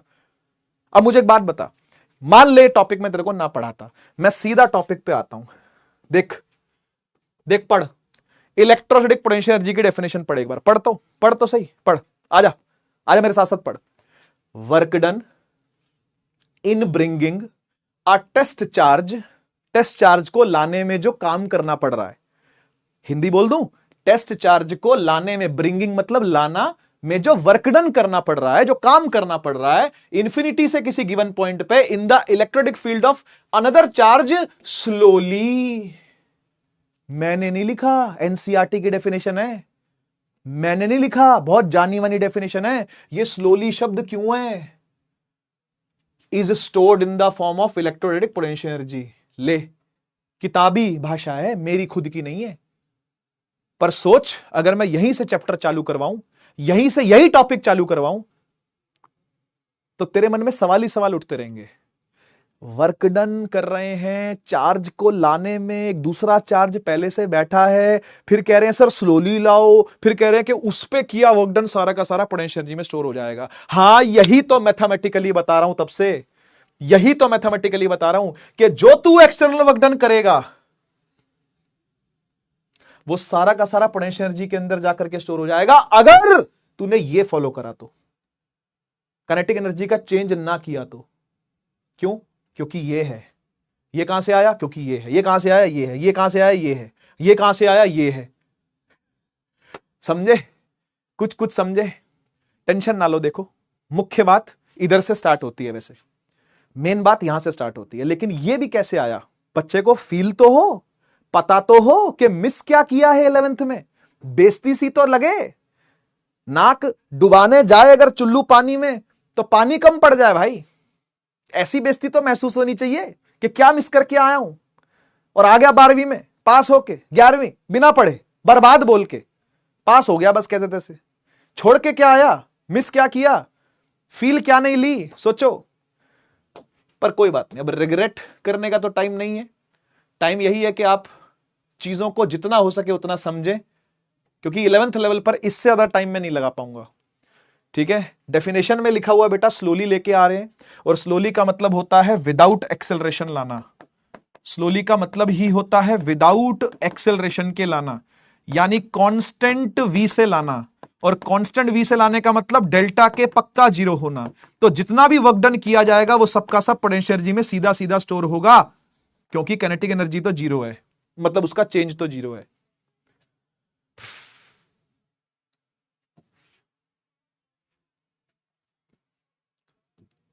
चैट में कुछ कहना है तो कहो, चैट में कुछ कहना है तो कहो। चैट खोल दिया मैंने। ऐसे हक्के बक्के ना रहो, ऐसे तंग परेशान ना दिखो, कुछ कहो, कुछ कहो तो मुझे लगे साला तुम्हें कुछ समझ में आया है बे परिश्रमी। बोल, लल्लू लाल कहेंगे हैं। एक बार अपने हाथ से लिख के देखियो बेटा, ठीक है ना, नहीं तो पानी थोड़ा सा हाथ में लेके नाक डुबाने की कोशिश तो करियो फिर, है ना, क्योंकि ये रिपीट तो नहीं हो पाएगा बेटा। ठीक है, रिपीट तो बेटा लेक्चर ही कर तू ये वाला, ठीक है ना।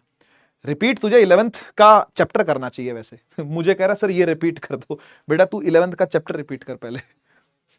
चलिए आगे बढ़ते हैं, ताकि आपको पता चले कि कैसे यूज हो रहा है। बहुत बहुत धन्यवाद इतने सारे फायर इमोजी बनाने के लिए और क्लियर है बताने के लिए। फुल स्क्रीन कर लो एक बार फिर से, टॉपिक के ऊपर कूदते हैं, आ जाओ। टॉपिक है इलेक्ट्रोस्टैटिक पोटेंशियल एनर्जी, यानी इलेक्ट्रिक चार्जेस के बीच में भी एक पोटेंशियल एनर्जी बनती है। मोटी बात ये, कैसे बनती है, क्या डेफिनेशन है, क्या कहानी है, वो सब तो डेरिवेशन के दौरान हम देखेंगे अभी डेरिवेशन करने वाले हैं बस, ठीक है ना। तो भाई जैसे दो मासेस के बीच में, 11th क्लास से थोड़ा सा बताता हूं, जो बच्चे ढंग से पढ़ के आए वो सुनेंगे। 11th क्लास में आपने पढ़ा था कि दो मासेस अगर एक दूसरे के आमने सामने आते हैं आर डिस्टेंस पर, दो मासेस, एक m1 मास एक m2 मास, दोनों के बीच में आर डिस्टेंस अगर है तो दोनों के बीच में एक पोटेंशियल एनर्जी स्थापित होती है सिस्टम के द्वारा। मतलब एक पोटेंशियल एनर्जी दोनों के बीच में बनती है, एक दोस्ती बनती है, प्यार बनता है, जो मर्जी कह लो, हिंदी में जो मर्जी कह लो, इसको इंग्लिश में बोलते हैं पोटेंशियल एनर्जी बनना। इसे बोलते हैं जीपीई, ग्रेविटेशनल पोटेंशियल एनर्जी बनना। फॉर्मूला होता है U is equal to minus GM1M2 by R। ठीक है, आपको क्या लगता है, आपको क्या लगता है, न्यूटन ने अगर यह फॉर्मूला लिखा है और बगल वाली सीट पर कूलम बैठा है तो क्या वो कॉपी नहीं करेगा? कैसे छोड़ देगा भाई, मौका कैसे छोड़ देगा? जब उसने कूलम फोर्स पूरी कॉपी करी है बे न्यूटन से, यह कैसे नहीं करेगा? किया, कॉपी किया। क्या किया बताऊं? उसने बोला कि चार्ज Q1 है, मजाक कर रहा हूं भाई, ऐसे ही मैं बेइज्जती नहीं कर रहा किसी भी साइंटिस्ट की, है ना, सीरियसली मत लेना, मजाक करता हूं। चार्ज Q1 है, चार्ज Q2 है, दोनों के बीच की दूरी अगर R है तो दोनों के बीच में जो पोटेंशियल एनर्जी बनेगी, electric potential energy, electrostatic potential energy बनेगी, वो होगी K Q1 Q2 by R। ये फॉर्मूला है, इसकी डेरिवेशन आपके सिलेबस में है, मैं करवाऊंगा अभी। उसी के लिए ये सब चाहिए, उसी के लिए ये सब चाहिए। ठीक, अब चलते हैं आगे, अब चलते हैं आगे, ठीक है ना। तो ये तो थी 11th क्लास की यादों की बारात, ये आ गई आपकी 12th क्लास की बातें। ठीक है, दो चार्जेस हैं, दो चार्जेस हैं, उनके बीच में डिस्टेंस है, पोटेंशियल एनर्जी इस प्रकार से लिखी जाएगी। अब पोटेंशियल एनर्जी है भाई, एनर्जी की यूनिट होती है जूल, एनर्जी की यूनिट होती है जूल। तो एक तो इसकी ऐसा यूनिट है, अरे बोलो यार, एक तो इसकी ऐसा यूनिट है जिसको बोलते हैं जूल, है ना, लेकिन एक होती है इलेक्ट्रॉन वोल्ट, इसका पूरा नाम है 1 इलेक्ट्रॉन वोल्ट, ऐसे लिखते हैं पूरा नाम इसका, 1 इलेक्ट्रॉन वोल्ट। इलेक्ट्रॉन वोल्ट भी एनर्जी की ही यूनिट है। आपको दोनों देखने को मिलेंगी, पहले पहले तो जूल देखने को मिलेगी, लेकिन जब अच्छे लेवल के सवाल करोगे ना बेटा, मैं करवाऊंगा ना बेटा, टेंशन ना ले, अच्छे लेवल के सवाल भी करेंगे, तब तेरे को इसकी भी जरूरत पड़ेगी। 1 इलेक्ट्रॉन वोल्ट। सर ये 1 इलेक्ट्रॉन वोल्ट क्या होता है? तो सुन लो, 1 इलेक्ट्रॉन वोल्ट का मतलब होता है जब एक इलेक्ट्रॉन को 1 वोल्ट के पोटेंशियल से गुजारा जाता है। एक इलेक्ट्रॉन लिया, 1 वोल्ट का पोटेंशियल डिफरेंस लगाया। सर वो क्या होता है? नहीं अभी नहीं बताऊंगा, बाद में बताऊंगा। ठीक है, वोल्टेज, वोल्टेज समझता ना, 10th क्लास में थोड़ा थोड़ा वोल्टेज पढ़ा था ना, 10th क्लास में थोड़ा थोड़ा वोल्टेज पढ़ा है ना, जानता है ना थोड़ा थोड़ा वोल्टेज। तो कभी भी पोटेंशियल डिफरेंस में, 1 वोल्ट के पोटेंशियल डिफरेंस में अगर 1 इलेक्ट्रॉन को दौड़ाया जाता है तो उसके पास जो एनर्जी आएगी ना, उसे बोलते हैं 1 इलेक्ट्रॉन वोल्ट। डेफिनेशन आपको याद करने की जरूरत नहीं है, बस आप समझ लो, रट्टा नहीं लगाना इस चीज का, समझ लो। 1 इलेक्ट्रॉन वोल्ट का मतलब 1 इलेक्ट्रॉन को 1 पोटेंशियल डिफरेंस से 1 वोल्ट से गुजारा गया है, तो उसके पास जो एनर्जी आती है वो इतनी आती है, इतनी आती है 1.6 इंटू 10 की पावर -19। सर कूलम, कूलम नहीं, जूल। चार्ज की ये तो है, 1 इलेक्ट्रॉन पे चार्ज इतना ही तो होता है, हाँ या ना? अरे बोलना, 1 इलेक्ट्रॉन पे चार्ज कितना होता है? 1.6 इंटू 10 की पावर -19 ना, बस कूलम लगा, कूलम की जगह जूल लगा दियो। चार्ज आएगा तो कूलम आएगा, और 1 इलेक्ट्रॉन वोल्ट इतने जूल के बराबर होता है। ये कन्वर्जन है, आपको ध्यान में रखना है, कन्वर्जन है, आपको ध्यान में रखना है, ठीक है ना। 1 electron volt is equal to इतना जूल, जरूरत पड़ सकती है, ठीक है, इसलिए याद रखना। बाकी ऐसा यूनिट तो जूल ही है ना, ऐसा यूनिट तो इसकी जूल ही है। जैसे लिखते हैं, आपको पता ही है बचपन से, एनर्जी है वो तो, है ना, पता है, ठीक है। परिभाषा पर आते हैं बेटा, डेफिनेशन पर आते हैं फिर से एक बार। कह रहा है कि वर्क डन करना पड़ेगा एक टेस्ट चार्ज को लाने में, ब्रिंगिंग अ टेस्ट चार्ज को लाने में। कहां से? बोल रहा है इन्फिनिटी से लाइए, किसी गिवन पॉइंट तक लाइए, in the electrostatic field of another charge. ए भगवान, कितने चार्ज है यार? 2 है ना, फॉर्मूला देखना जरा, कितने चार्ज दिख रहे हैं तुझे?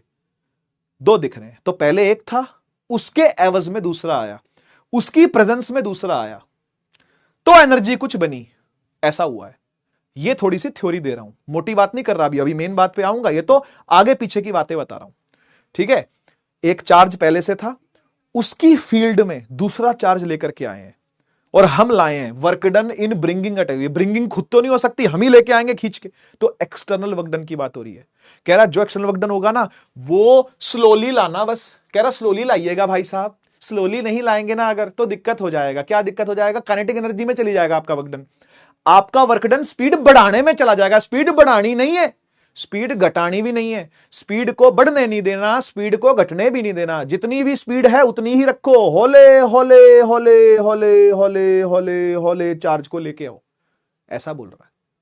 बोलो उससे क्या होगा? कह रहा जितना भी वर्क डन करोगे ना सारा पोटेंशियल एनर्जी में ही जाएगा। अरे वाह यार, खजाना भर गया है। तो हाँ, खजाना भरने के लिए हो रहा है ऐसा, पोटेंशियल एनर्जी का खजाना भरा जा रहा है, पोटेंशियल एनर्जी को फुल किया जा रहा है वर्क डन करके। ये स्टोरी है, ठीक है? तो स्टोरी समझ में आई है ना? इसी को इलेक्ट्रोलिटिक पोटेंशियल एनर्जी बोलते हैं। जो स्टोर एनर्जी होगी वो इलेक्ट्रोलिटिक पोटेंशियल एनर्जी के फॉर्म में होगी, यू से इसको डिनोट करते हैं, ठीक है? यहां ऊपर लिख देता हूं, इलेक्ट्रोलिटिक पोटेंशियल एनर्जी को यू से, इसको भी यू से करते थे, पर यहां पर आप यू जी लगा सकते हो, यहां पर आप यू ई लगा सकते हो, लेकिन नहीं लगाते जनरली, है ना? यू ही लिख देते हैं, खाली यू ही लिख दो, यू ही, ठीक है? चले फिर डेरिवेशन पर चलें। 1 घंटा लग गया टॉपिक स्टार्ट करने चलो आओ देखो, एक बात बोलूं, आज की जो आपको डीपीपी मिली हुई है ना, हो सकता है वो आज आपसे ना हो पाए, ठीक है? क्योंकि हम उस टॉपिक तक, ये टॉपिक पूरा नहीं हो पाएगा, कल का दिन और लगेगा शायद, है ना? तो आप एक काम करना, डीपीपी जो आपको मिली है समेट लो, कल करना उसको, ठीक है? या फिर कोई एक आधा क्वेश्चन अगर लड़ सके तो लड़ा लेना, ठीक है? नहीं लड़े अगर एक भी क्वेश्चन तो परेशान ना होना, सर डीपीपी में 10 में से एक भी नहीं बना, ये मैसेज नहीं आना चाहिए। कल लगाना डीपीपी, आज नहीं, ठीक है? आज मत लगाना। चलो सुनो, आओ डेरिवेशन पे आते हैं। देखो सिस्टम क्या है, पूरा सिस्टम समझना पहले, डेरिवेशन समझने से पहले सिस्टम समझो क्या है। सिस्टम ये है कि इमेजिन करिए कि एक चार्ज है जिसका नाम है डॉन चार्ज। क्या नाम है भाई? डॉन चार्ज। अब आप एक बात बताओ, एक शहर का डॉन होता है तो उसका पूरा शहर पे दबदबा होता है। हाँ सही बात है सर, एक शहर का डॉन है, शहर का दबदबा है, पूरा शहर पे उसका दबदबा चलता है ना? अब उतने में क्या हुआ कि हम एक रॉकी भाई को ले आए।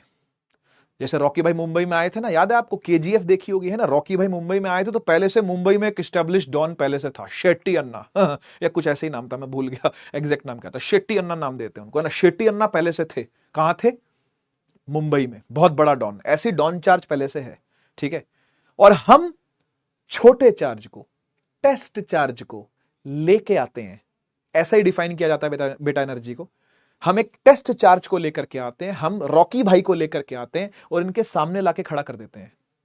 आप एक बात बताओ, जब रॉकी भाई आएंगे, वैसे तो रॉकी भाई बहुत बड़े फिगर हैं, आप ऐसा समझो कोई छुट भैया समझते हो ना, एक छोटा सा गुंडा, छोटा सा गली का गुंडा ला के डॉन के सामने खड़ा कर दिया। रॉकी भाई को भूल जाओ 1 मिनट के लिए, शेट्टी अन्ना के सामने, माने शहर के डॉन के सामने एक छोटा गली का गुंडा लाके खड़ा कर दिया। तो छोटी जो गली का गुंडा है उसके तो हाथ पैर कांपने लगेंगे डॉन के सामने आकर के, कुछ होगा ना भाई? और डॉन भी देखेगा, अरे ये क्या है, ये किसको लाके खड़ा कर दिया? तो दोनों के बीच में कुछ गर्मा गर्मी हो सकती है, दोनों के बीच में कुछ एनर्जी स्टेब्लिश हो सकती है।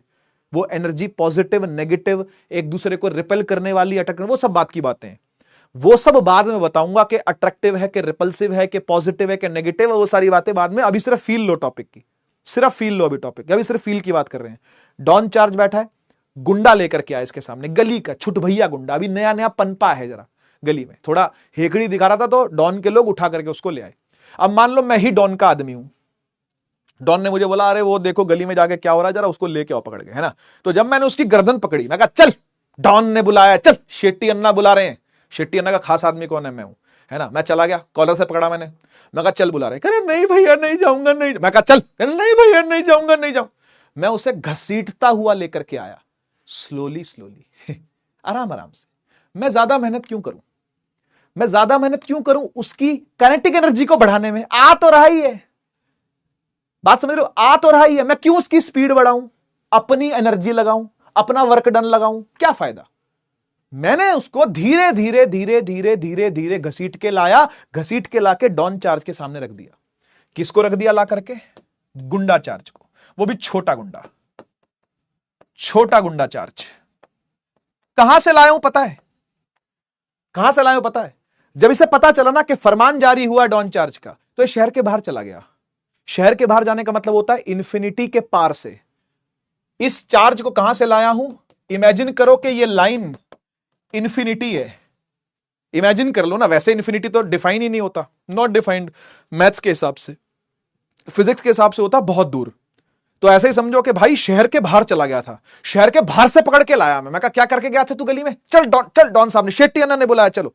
तो शेट्टी अन्ना के सामने लेकर के आया मैं इस डॉन चार्ज को पकड़ के, और लाया भी तो कैसे, स्लोली स्लोली। ये रहा वो, ये रहा छोटू, ये रहा छोटू चार्ज, है ना। तो मैं स्लोली स्लोली लाया, स्लोली स्लोली लाया। अब जैसे ही ये इस शहर के अंदर घुसा, इसकी हालत टाइट हो गई। जैसे ही ये चार्ज इनफाइनाइट फील्ड से अंदर आया, जरा भी अंदर आया, तो आपको पता है शहर में एंट्री हो चुकी है। और शहर में किसकी चलती है, डॉन की, शेट्टी अन्ना की। तो शेट्टी अन्ना का दबदबा है, इसकी हालत पतली, इसकी हालत पतली। अब शेट्टी अन्ना क्या कर रहे हैं, शेट्टी अन्ना इस पर लगा रहे रिपल्सिव फोर्स। नहीं लगाएंगे क्या, अरे पॉजिटिव पॉजिटिव रिपेल करेगा, वैसे ही डॉन है, ये वैसे ही छोटू है, समझ रहे हो ना भाई, भसड़ पहली हो रखी है। तो ये इस पर क्या लगा रहे, रिपल्सिव फोर्स। ध्यान से देखिएगा, जब ये चार्ज इंफिनिटी वाली लाइन के अंदर एंटर करने लगता है, कौन, क्यू नॉट, टेस्ट चार्ज है ना, क्यू नॉट, और डॉन चार्ज है कैपिटल क्यू, डॉन चार्ज है कैपिटल क्यू, टेस्ट चार्ज है क्यू नॉट। जैसे ही अंदर एंटर करता है ना, इसके ऊपर फोर्स लगनी चालू हो जाती है, रिपल्सिव, यानी इसकी फटली। डॉन चार्ज के इलाके में आते ही, शेट्टी अन्ना के एरिया में आते ही, इसकी तो उस तरफ फोर्स लगनी चालू हो गई। यानी डॉन ने क्या करना चालू कर दिया, सोर्स चार्ज ने क्या करना चालू कर दिया, टेस्ट चार्ज को रिपेल करना चालू कर दिया। करेगा ही, किस फोर्स से, इलेक्ट्रिक फोर्स से करेगा ना। ग्रीन कलर से लिख रहा हूं, इलेक्ट्रिक फोर्स, याद रहेगी। इलेक्ट्रिक फोर्स से क्या करना चालू कर दिया, रिपेल करना चालू कर दिया। मेरा फर्ज क्या बनता है, मेरा फर्ज क्या बनता है, आप बताओ। मेरे को शेट्टी अन्ना ने मिशन पे भेजा है कि पकड़ के लाओ इस छुटभैया को, कौन है ये, है ना। लेकिन वो डर भी बहुत रहा है, इलेक्ट्रिक फोर्स से वो रिपेल भी हो रहा है, पर मैं नहीं मानूंगा, मैं हुक्म बजा के मानूंगा पूरा। शेट्टी अन्ना से तो मैं भी डरता है ना इसीलिए तो मैंने क्या किया, मैंने क्या किया, मैंने इस पर अपनी एक्सटर्नल फोर्स लगानी चालू कर दी। इलेक्ट्रिक फोर्स लग रही थी उस तरफ, मैंने अपनी फोर्स लगानी चालू कर दी, समझ रहे हो ना। और मैं धीरे धीरे सरका के ला रहा हूं इसको, इस तरफ सरक रहा है ये धीरे धीरे। आपको ये बात पता होगी, ये भी अगेन 11th क्लास का कॉन्सेप्ट है कि जब दोनों फोर्सेस बैलेंस हो जाती है ना, और एक बार बॉडी मोशन में आ गई, तो फिर वो मोशन में ही रहती है। This is Newton's first law of motion. ये दोनों फोर्सेस बराबर हैं, ये दोनों कट सकती हैं आपस में, लेकिन चार्ज को मोशन मिल चुका है, चार्ज रेस्ट पे नहीं है।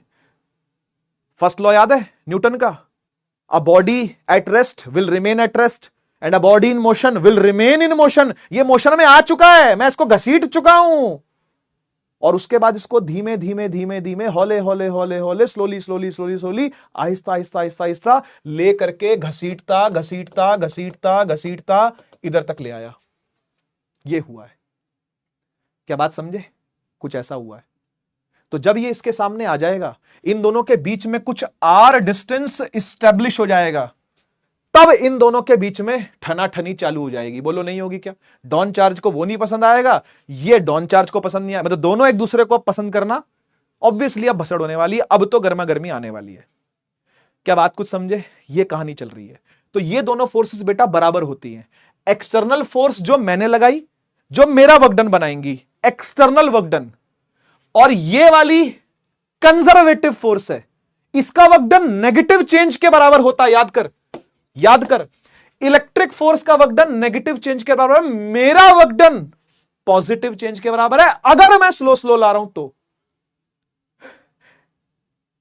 कंडीशनल है, मेरा वर्क डन, जो मैं वर्क डन कर रहा हूं, वो पोटेंशियल एनर्जी में जाके तब स्टोर होगा जब मैं स्लोली स्लोली लाऊंगा, नहीं तो फिर ये होगा। और ये मैं नहीं चाहता कि मेरी एनर्जी वेस्ट हो, मेरी एनर्जी, मेरा किया वर्क डन काइनेटिक एनर्जी में चला जाए। हट, कहां मजा, पोटेंशियल एनर्जी में जाना चाहिए, समझे। इसलिए स्लोली ला रहे हैं, इसलिए स्लोली ला रहे हैं, ठीक। तो ये दोनों फोर्सेस क्या है बेटा, बराबर हैं, ठीक है ना। इलेक्ट्रिक एक्सटर्नल दोनों क्या है, इक्वल हैं, इक्वल ही रखनी पड़ेंगी, तभी कांस्टेंट वेलोसिटी बनेगी बेटा, नहीं तो कांस्टेंट वेलोसिटी नहीं बनेगी, नहीं तो फिर कुछ ना कुछ एक्सेलरेशन हो जाएगी। मुझे इसके बराबरी फोर्स लगानी है और हौले हौले हौले हौले घसीटते इसको लेकर के आना है किसके सामने, डॉन चार्ज के सामने। डॉन चार्ज का एक्चुअल नाम मैं बता देता हूं आपको, डॉन चार्ज का एक्चुअल नाम है सोर्स चार्ज। असल में होता क्या है मैं आपको समझाता हूं। जो सोर्स चार्ज होता है ना, उसका दबदबा फैला हुआ होता है। दबदबा बोले तो दबदबा था, दबदबा है, दबदबा बना रहेगा। कहां, पूरे शहर में, पूरे इलाके में इलेक्ट्रिक फील्ड फैली होती है, पता कि नहीं पता आपको। जो सोर्स चार्ज है वो अपनी इलेक्ट्रिक फील्ड सब दिशाओं में फैलाए हुए है। यस और नो? और उसकी इलेक्ट्रिक फील्ड में अगर कोई दूसरा चार्ज आ गया वो भी पॉजिटिव, तो पिटेगा कि नहीं पिटेगा? अरे रैप्टा खाएगा जोर का। यही हो रहा है इसके साथ, यही हो रहा है, इसलिए डर रहा है ये। इसलिए इस पर क्या लग रही है? इलेक्ट्रिक फोर्स लगे जा रही है, और लगे लगातार लग रही है। ऐसा मत समझना कहीं इसको मैंने बीच में भी पकड़ा ना। अगर मैंने इसको कहीं बीच में भी पकड़ लिया ना तो भी समझिए इलेक्ट्रिक फोर्स अभी भी लग रही है बेटा, वो थोड़ी बंद हो जाएगी। यहां भी लग रही होगी बेटा, वो थोड़ी बंद हो जाएगी। लेकिन रुका तो मैं भी नहीं, रुका तो बेटा मैं भी नहीं, मैं भी तो लगाए जा रहा हूं, मैं भी तो लगाए जा रहा हूं एक्सटर्नल फोर्स। क्या कहानी समझ में आ रही है? क्या फील समझ में आ रही है? क्या है? ठीक है ना? तो अब हम क्या करेंगे? अब बारी आती है डेरिवेशन को स्टार्ट करने की मैथमेटिकली। ये तो फील की बात थी जो हम चाह रहे हैं कि हो, ठीक है ना? और इस चार्ज को हम क्या बोलेंगे? टेस्ट चार्ज बोलेंगे, है ना? इसका नाम लिख देता हूं, क्यू नॉट से डिफाइन होता है, कहलाता है टेस्ट चार्ज। ये है टेस्ट चार्ज, ठीक है? आपको पता है टेस्ट चार्ज की वैल्यू 1 होती है ना? You know it very well. तो हम एक मोटी बात करता हूं, छोटू charge, test charge. Test charge जो इन्फिनिटी के पार था, मतलब जिस पर कोई असर नहीं पड़ रहा था अभी इसका, उसको मैं घसीट के अंदर लाया फील्ड में, और फिर घसीटे जा रहा हूं, घसीटे जा रहा हूं, घसीटे जा रहा हूं, यहां तक ला करके मैंने पकड़ रखा है। मैंने छोड़ा नहीं है, छोड़ूंगा तो क्या होगा? भाग जाएगा। छोड़ना थोड़ी है, छोड़ते ही भागेगा, छोड़ते ही भागेगा ना, छोड़ते रिपल्शन चालू। मैं नहीं चाहता, मेरा काम सारा खराब हो जाएगा भाई। मैं इतनी मेहनत से पकड़ के लाया शेट्टी अन्ना के लिए, छोटा डॉन, छोटा गुंडा, छुड़भैया लेके आया, है ना? और जैसे ही छोड़ूंगा भाग लेगा वो तो। ना ना ना, मैंने पकड़ा हुआ है, पकड़े ही रखना है। छोड़ा तो गया, छोड़ना नहीं है, पकड़ के रखना है, ठीक है? इतनी बात समझ में आ गई?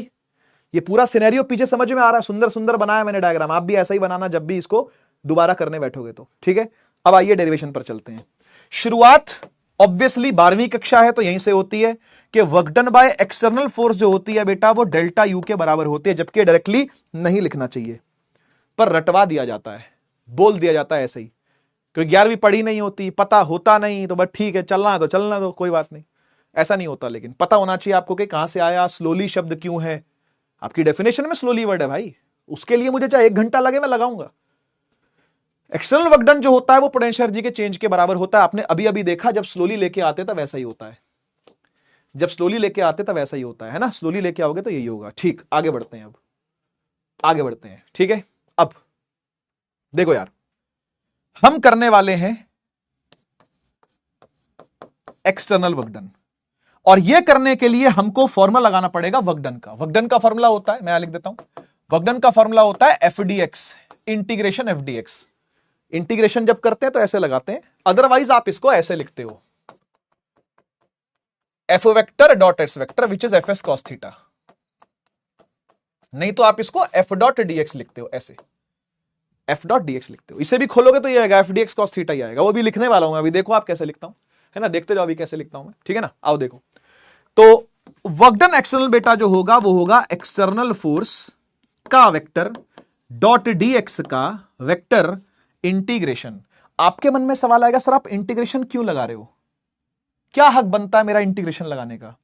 क्यों मैंने इसको एफ डॉट एक्स कर दिया ऐसे, है ना? या फिर एफ डॉट कुछ भी कर दूं, डी कर दूं, मैं ऐसा क्यों नहीं किया मैंने? इसके पीछे कारण है। कारण क्या है पता है? कारण यह है कि मैं जैसे जैसे इसको पास लेके आऊंगा ना, ये फोर्स सेम नहीं होने वाली। कौन सी फोर्स की बात कर रहा हूं? Electric force. ये सेम नहीं होने वाली। मुझे एक बार बताओ, ये गुंडे को, ये छुटभैये को मैं जैसे जैसे डॉन के पास लेके आऊंगा, इसके दिल की धड़कनों का क्या होगा? बढ़ेंगी ना, इसका डर बढ़ेगा ना, इसकी रिपल्शन बढ़ेगी ना। ये और सोचेगा कि यार छूट के भागू, लेकिन मैं छोड़ने वाला नहीं है, क्योंकि मैं शेट्टी अन्ना का आदमी है। शेट्टी अन्ना ने अगर बोला है तो हुक्म बजाएगा मैं, है कि नहीं? तो मैं इसको जैसे जैसे पास लेके आता हूं, for any dx change, force change हो रही है, क्योंकि डिस्टेंस कम हो रहा है ना बेटा। बात को समझ, जैसे जैसे पास आ रहा है, ये आर छोटा होता जा रहा है, और पास आएगा आर छोटा, और पास आएगा आर छोटा। आर छोटा हो रहा है तो इलेक्ट्रिक फोर्स बढ़ रही है, और इलेक्ट्रिक फोर्स बढ़ेगी तो मुझे और कसके खींचना पड़ेगा इसको। ये भागना चाहेगा, मैं कहूंगा तेरी ऐसी की तैसी, तो मैं भी इलेक्ट्रिक फोर्स बढ़ा रहा हूं।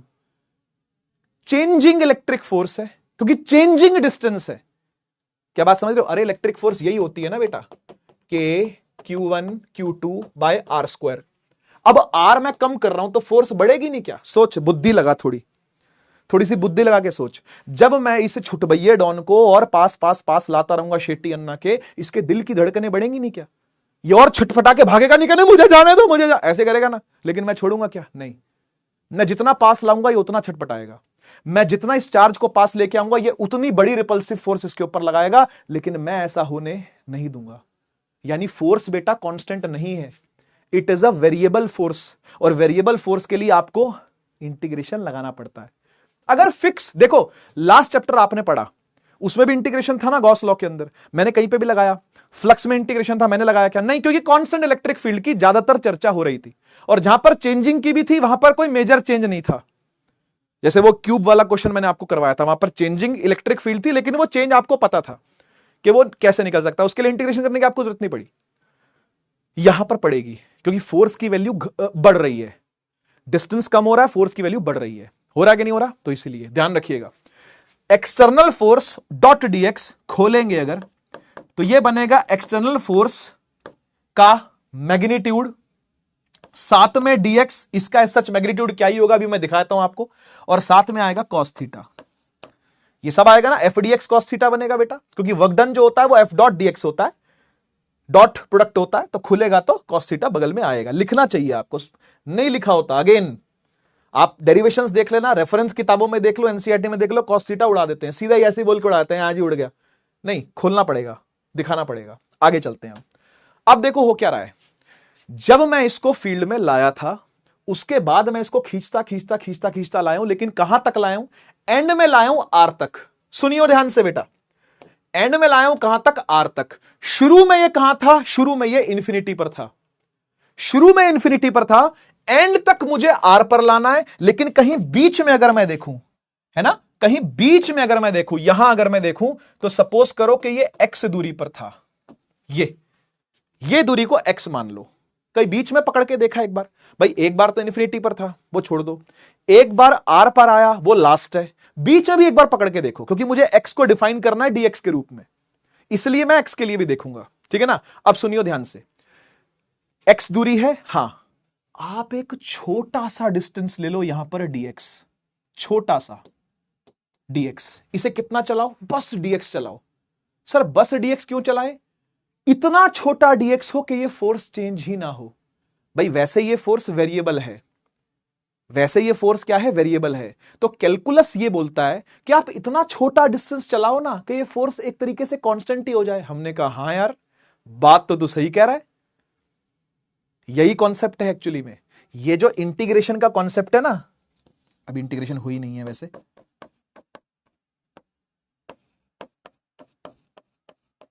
ये जो इंटीग्रेशन का कॉन्सेप्ट है ना वो यही है, आप छोटे से डीएक्स के लिए चलाओ कि एक्सटर्नल फोर्स कांस्टेंट हो जाए।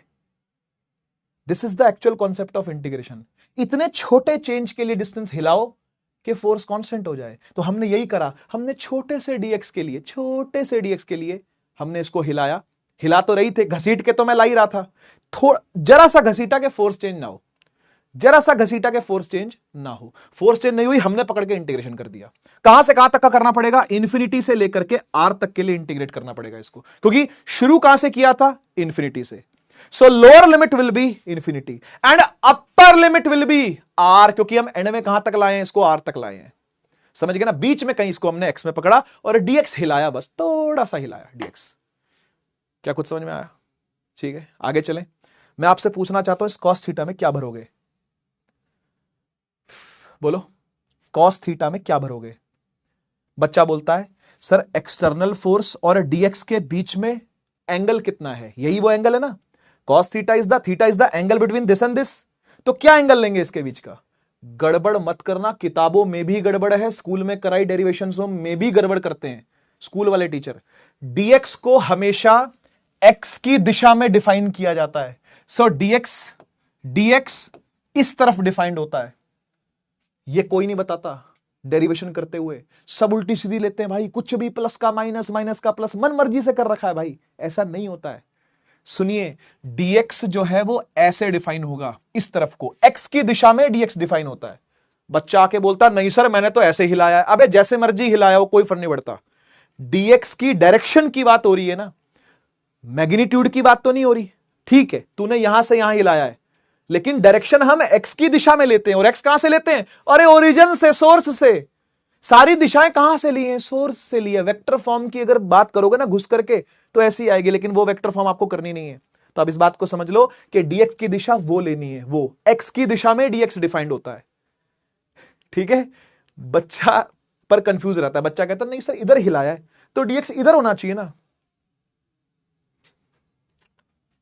सुन, एक्सटर्नल फोर्स का फॉर्मूला जो कुछ भी होगा इलेक्ट्रिक फोर्स के बराबर ही होगा। चालू कर रहे हैं अब डेरिवेशन को, ठीक है ना, देखता रहियो, देखता रहियो, ठीक है।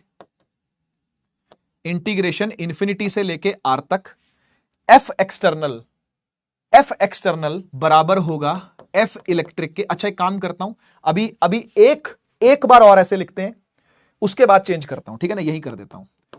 इन्फिनिटी से लेके आर तक एफ एक्सटर्नल का मैग्नीट्यूड, कोई जरूरत नहीं ऐसे लिखने की, सीधा भी लिख सकते हो, डीएक्स। और कॉस का एंगल क्या लिखेंगे बेटा? एक्सटर्नल फोर्स किस तरफ लग रही है? इस तरफ।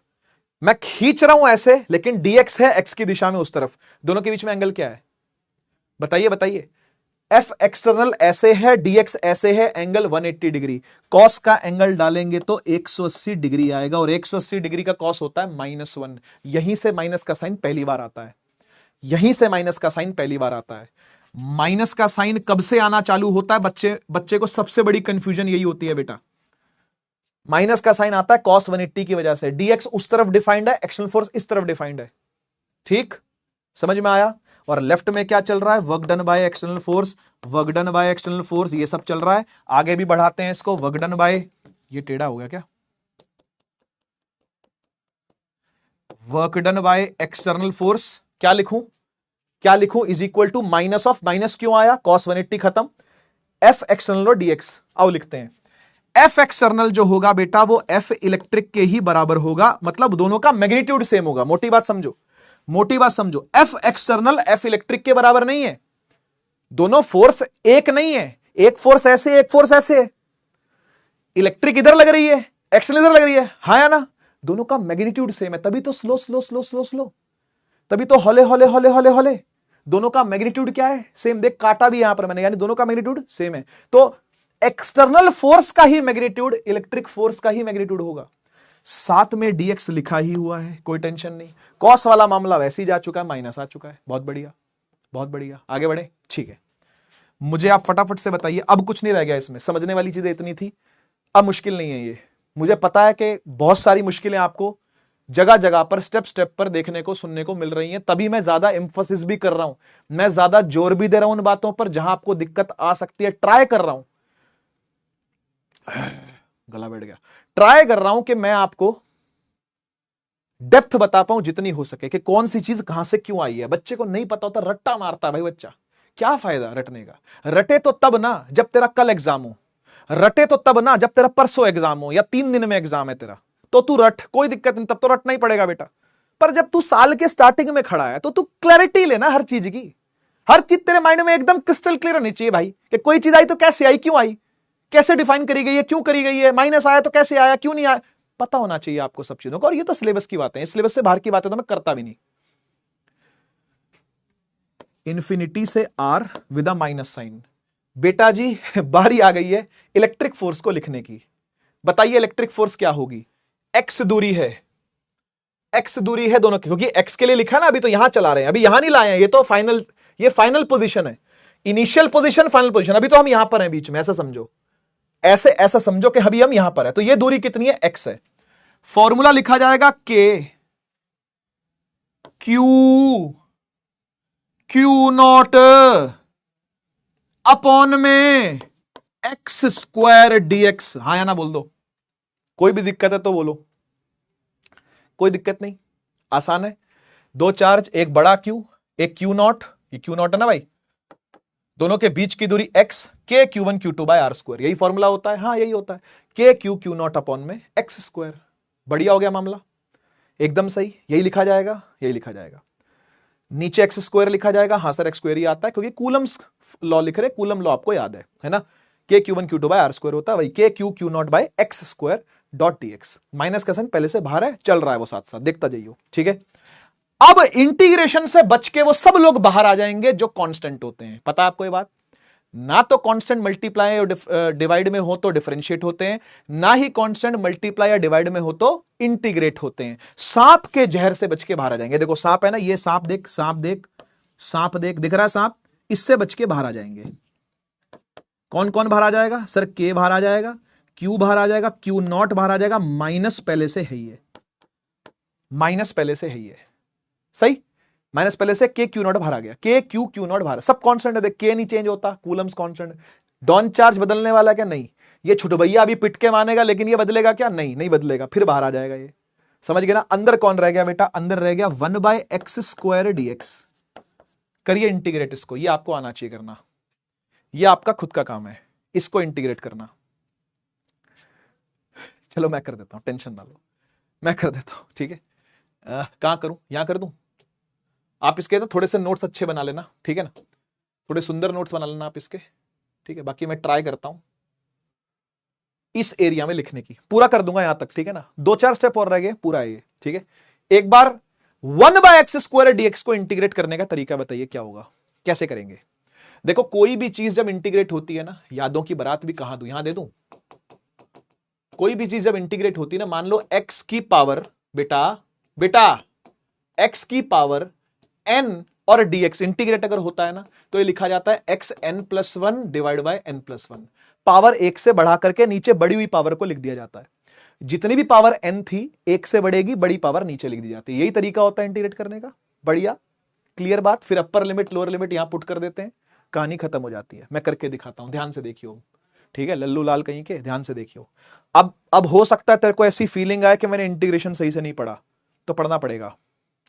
बेसिक इंटीग्रेशन तो आना चाहिए। बेसिक इंटीग्रेशन क्या करेंगे? देख, ये x² दिख रहा नीचे, हाँ दिख रहा है, इसको ऊपर लेके जा, मेरी बात मानना, इसको ऊपर लेके जा, ठीक है ना।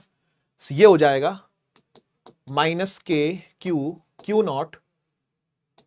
x की पावर -2 dx इंटीग्रेशन इंफिनिटी से लेके r। चल सब स्टेप बाय स्टेप करता हूं, टेंशन ना ले, ठीक है। पावर कितनी है बेटा? -2, एक से बढ़ा करके और बढ़ी हुई पावर को ही नीचे लिख देंगे, यानी -k(q)(q0) इंटीग्रेशन इंफिनिटी से लेके r तक x की पावर -2+1 अपॉन में -2+1। खत्म हो गया इंटीग्रेट, हो गया, हो गया इंटीग्रेट तो हो गया। सांप क्या कर रहा है? हट हट यहां से, सांप का कोई काम नहीं है। हो गया ना इंटीग्रेशन। x की पावर -2+1 अपॉन में -2+1, वही पावर सेम टू सेम नीचे लिख दी जाती। कॉपी कर दिया करो, जो यहां लिखा उसको नीचे कॉपी कर दो, ठीक है। इंफिनिटी से लेके r तक लिमिट्स पुट कर देंगे, खत्म हो जाएगा सवाल, मतलब ये डेरिवेशन कंप्लीट हो जाएगी, ठीक। आजा पूरा करते हैं। -k(q)(q0) x की पावर, बता बेटा क्या बनेगी? -2+1 होता है -1, और नीचे भी आएगा -2+1 -1, ठीक है ना। अभी मैंने कोई लिमिट पुट नहीं करी, इंफिनिटी से लेके r तक इसको कैरी कर रहा हूं, ठीक। मुझे एक बात बता, इस माइनस के साइन का तो कोई काम नहीं है, इसको तो बाहर ही ले लो। ये माइनस का जो साइन है ये वाला, है ना। या फिर मैं काम करता हूं, एक स्टेप और लिखता हूं, फिर बताता हूं। देख, एक स्टेप और, -k(q)(q0), ये -1 ऐसे लिखा जा सकता है क्या? -1, और ये जो x की पावर -1 है वो नीचे जाके वापस से x बन जाएगा। थोड़ा हाथ से करके देखियो बेटा, समझ में आएगा तब। ये जो मैं कर रहा हूं मैथ है, पूरी कंप्लीट मैथमेटिक्स है। x की पावर -1 है, नीचे जाके x बन जाएगा, और ये -1 कहीं भी ऊपर नीचे कहीं भी लगा लो, क्या दिक्कत है? सही। अब इस माइनस को उठा के बाहर कर दे। मुझे बता, माइनस और माइनस मल्टीप्लाई होते हैं तो क्या बनता है? प्लस बनता है। ऐसे आया है प्लस, ऐसे आया है वो प्लस। वो जो फॉर्मूला आपके स्कूल में करवाया गया है ना, वो ऐसे प्लस आया है बेटा। इसका माइनस इसके माइनस से खत्म। अभी भी लिमिट नहीं पुट करी है, क्योंकि मेरे पास प्रिविलेज है कि मैं अभी लिमिट्स पुट कर सकता हूं, इंफिनिटी से लेके r तक। कर दूं काम? कर दिया जाए, चलो। Upper limit minus lower limit, यही तरीका होता है। हां सर, यही तरीका होता है। k(q)(q0), अपर लिमिट x की जगह पर r, माइनस x की जगह पर इंफिनिटी। 1/∞ बेटा 0 होता है, हर बच्चा जानता है, बात बताने की जरूरत तो नहीं है। ये 1/r -0 होगा, 1/r बचेगा, तो यहां से निकल के आ जाएगा k(q)(q0) अपॉन में r, ठीक है। क्या ये डेरिवेशन खत्म हो गई है? नहीं, एलएचएस क्या था, भूल गया ना तू लल्लूलाल? एलएचएस क्या था?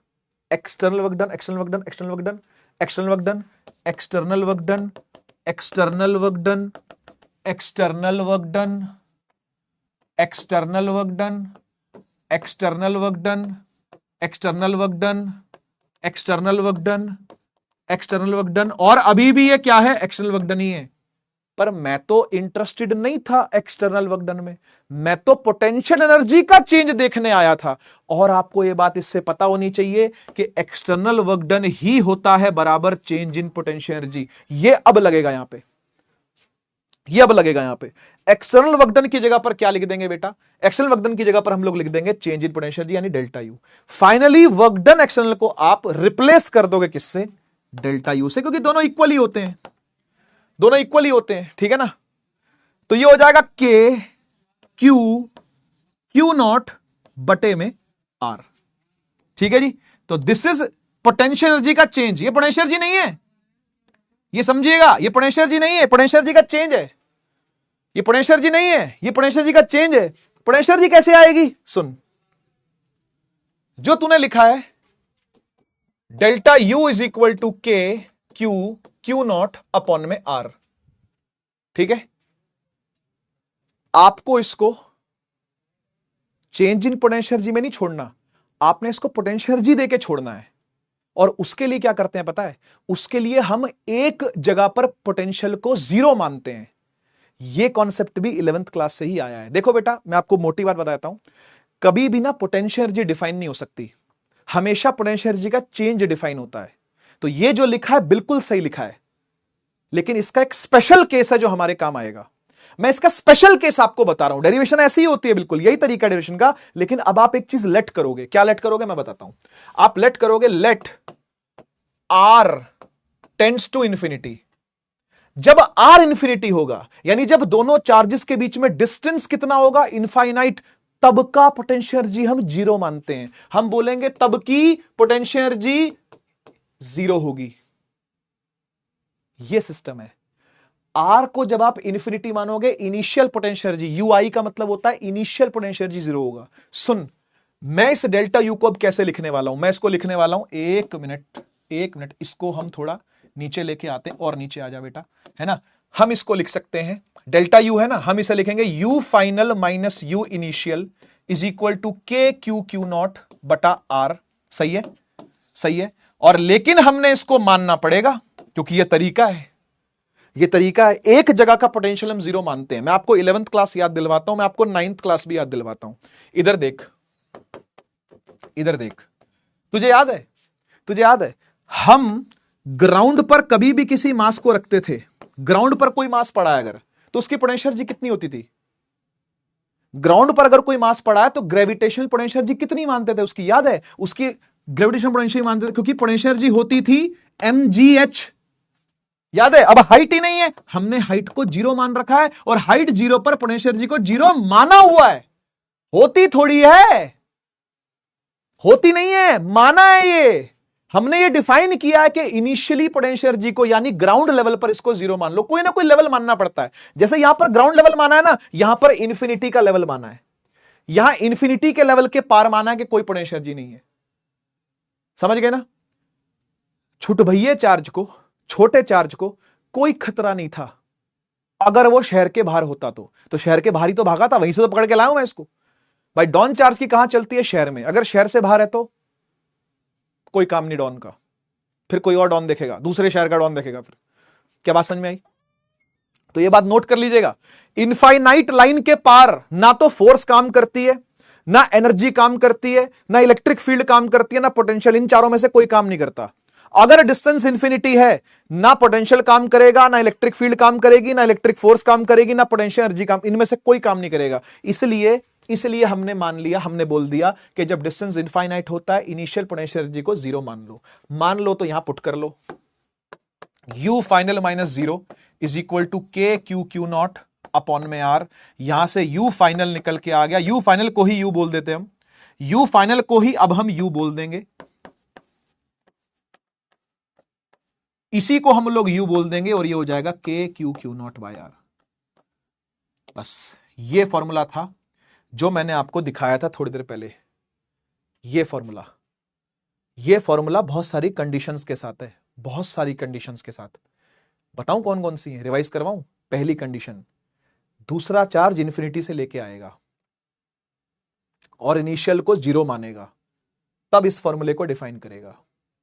दूसरी कंडीशन, जब इस चार्ज को लेके आएगा 0 एक्सेलरेशन से लेके आएगा, स्लोली लाएगा। ये सब कुछ डेफिनेशन में लिखा हुआ है, तू पढ़ के तो देख, सब कुछ डेफिनेशन में लिखा हुआ है। देख, work done in bringing, feel आ चुकी है, डेफिनेशन भी देख ले। वर्क डन इन ब्रिंगिंग छुट भैया चार्ज फ्रॉम इंफिनिटी टू अगे। क्यों इंफिनिटी, क्यों, कोई और क्यों नहीं? क्योंकि इंफिनिटी के लिए हमने इनिशियल पोटेंशियल एनर्जी को 0 माना है। ये कॉन्सेप्ट है। अगर इनफाइनाइट डिस्टेंस से पार है कोई चार्ज तो इनिशियल पोटेंशियल एनर्जी 0 मानी है उसकी, ये समझिए आप। तो इसलिए बोल रहा है इंफिनिटी से लेकर के अगर किसी गिवन पॉइंट पर, तो इलेक्ट्रोस्टैटिक फील्ड किसी दूसरे चार्ज की अगर उस पर लग रही होगी, आपने उसको स्लोली लाना है। दो कंडीशन एक साथ चलेंगी, इंफिनिटी से पार 0 मानो, स्लोली चला करके लाओ, और जहां पर ला करके रख दोगे तब ये पोटेंशियल एनर्जी उसकी डिफाइन हो जाएगी। ये टफ टॉपिक है भाई, ये टफ टॉपिक है। मैं मानता हूं 11th क्लास का भी ये टॉपिक सबसे टफ है, इस चीज को समझ पाना कि क्या चल रहा है। और 12th क्लास के अंदर भी ये डिफाइन करना एक तरीके से टफ है। और अब आप कुछ नहीं, इसको ऐसे देखो, कि फॉर्मूला तो डिराइव हो चुका है आपका, है ना, फॉर्मूला डिराइव हो चुका है। U इज इक्वल टू क्या है, के क्यू नॉट बटा आर, है ना। तो आप इसको जनरल फॉर्म में, है ना, जनरली इसको आप ऐसे लिख सकते हो, कि U is equal to k Q1 Q2 बटा आर। समझ गए ना भाई, जनरली ऐसे लिखा जाता है इसको, जनरली लिखने का ये तरीका है। ये तो हम लोग सब कुछ मान के करें हैं कि भाई ये एक सोर्स चार्ज है, ये एक टेस्ट चार्ज है, दोनों के बीच में डिस्टेंस आर है, तो पोटेंशियल एनर्जी ऐसे निकल के आई है वहां से, ठीक है ना। लेकिन जनरली आप इसको ये याद रख सकते हो, याद रखने का ये तरीका है, ठीक है जी। कुछ याद रखने को आए तो याद रख सकते हो, ठीक है ना। एक बार पढ़ लो, चैट में ऑन कर रहा हूं, समझ में आ गया तो फायर इमोजी, है ना, और कुछ पूछना है तो पूछ सकते हो।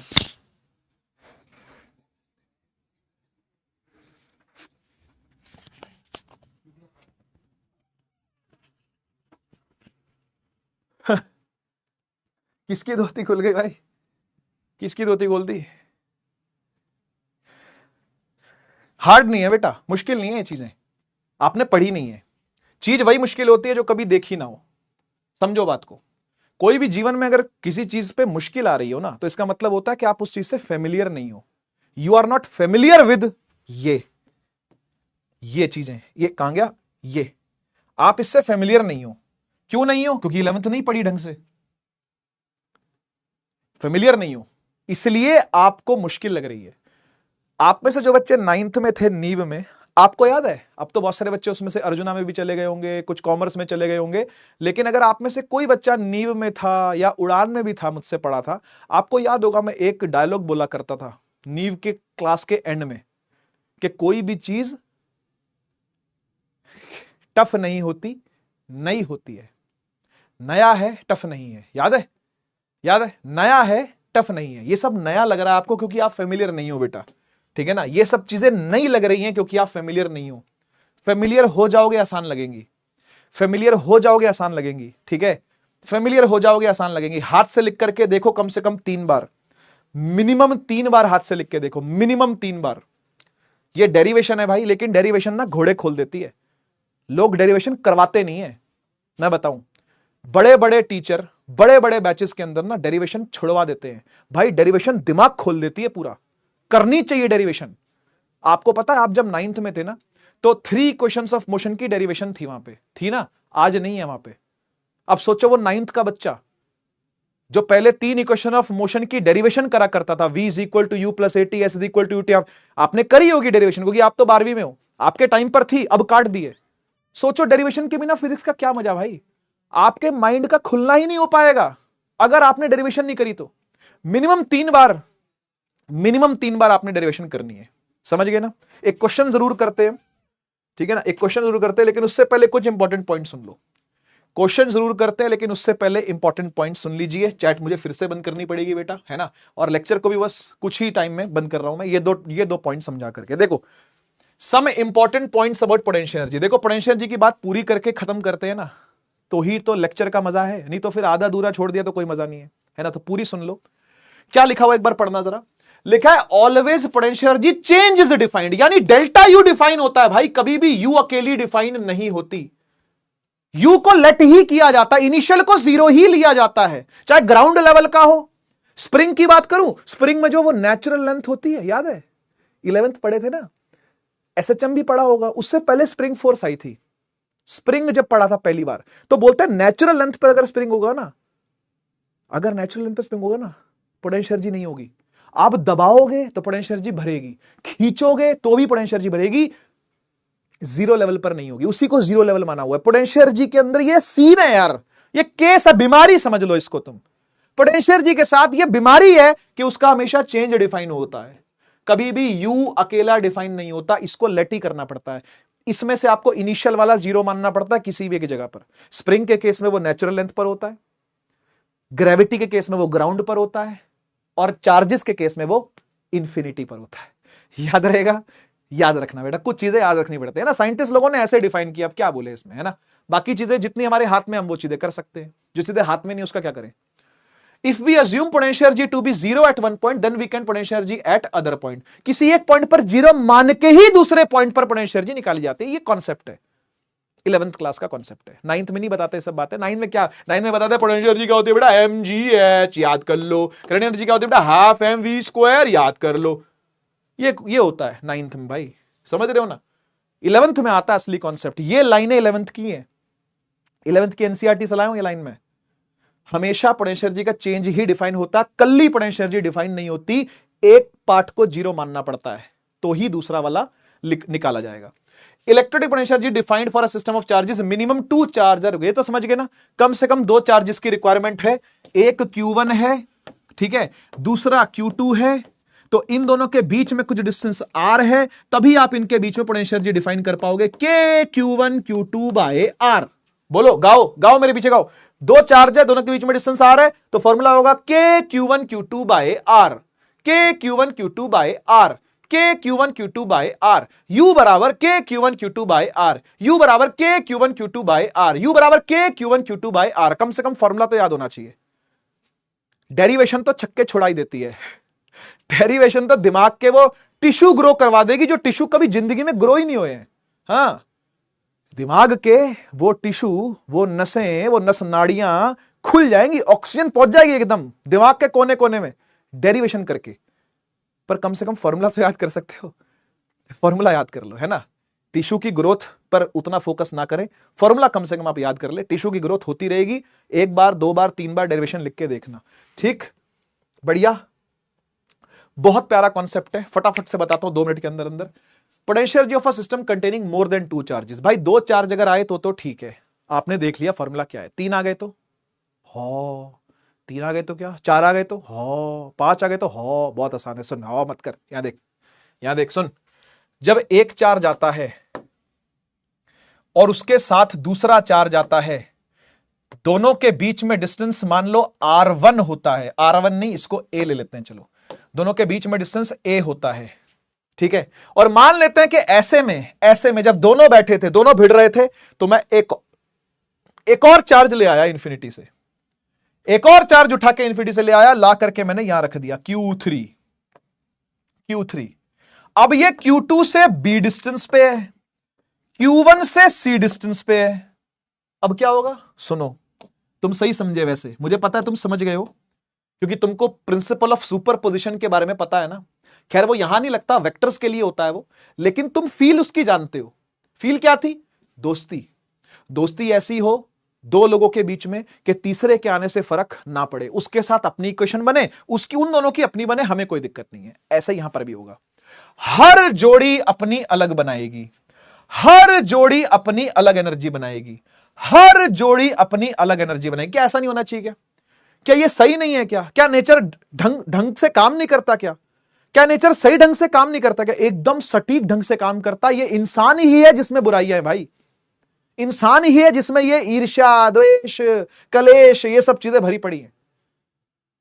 चार्जेस तो बहुत सही से काम कर रहे हैं भाई। अगर 2 आमने सामने आते, अपनी एनर्जी अलग बनाते, तीसरा आता तो उसके साथ अपनी दोस्ती है, उसके साथ अपनी दोस्ती है, किसी की दोस्ती पे कोई असर नहीं पड़ेगा, नहीं पड़ेगा। समझ गए ना? तो जब भी आपको दो या दो से अधिक चार्जेस की चर्चा हो, आपने क्या करना है? जोड़ियां बनानी है। You will be the matchmaker. जोड़ियां बनाओ, जोड़ियां। जोड़ियां तो कहोगे अब ऊपर वाला बनाता है, हां सही बात है, चार्जेस की जोड़ी नीचे वाला बनाएगा, यानी तुम लोग बनाओ। पहली जोड़ी बनेगी Q1 Q2 की। बताइए कैसे लिखा जाएगा पोटेंशियल जी? बताइए कैसे लिखा जाएगा? U1 कैसे लिखा जाएगा? U1, इसको U1 ले लेते हैं। इन दोनों के बीच की एनर्जी को मैंने U1 ले लिया। कैसे लिखेंगे बेटा? बोलो के, आगे बोल Q1, आगे बोल Q2, आगे बोल डिस्टेंस बोल ए। स्क्वायर ना लगा दियो, बहुत पिटेगा, बहुत मारूंगा घर में घुस के, एकदम सटा सट, रैप्टे पे रैप्ट। ए आएगा, स्क्वायर नहीं लगाना। फोर्स नहीं लिख रहे, एनर्जी लिख रहे हैं, लल्लू लाल कहीं के। इन दोनों के बीच की एनर्जी U2 लिखी जाएगी। के बोल आगे, Q1 Q3 अपॉन में C। बहुत बढ़िया, बहुत बढ़िया। ऐसे ही Q2 Q3 बता दे बेटा फटाफट से। U3 के Q2 Q3 बटा में B। समझ गया?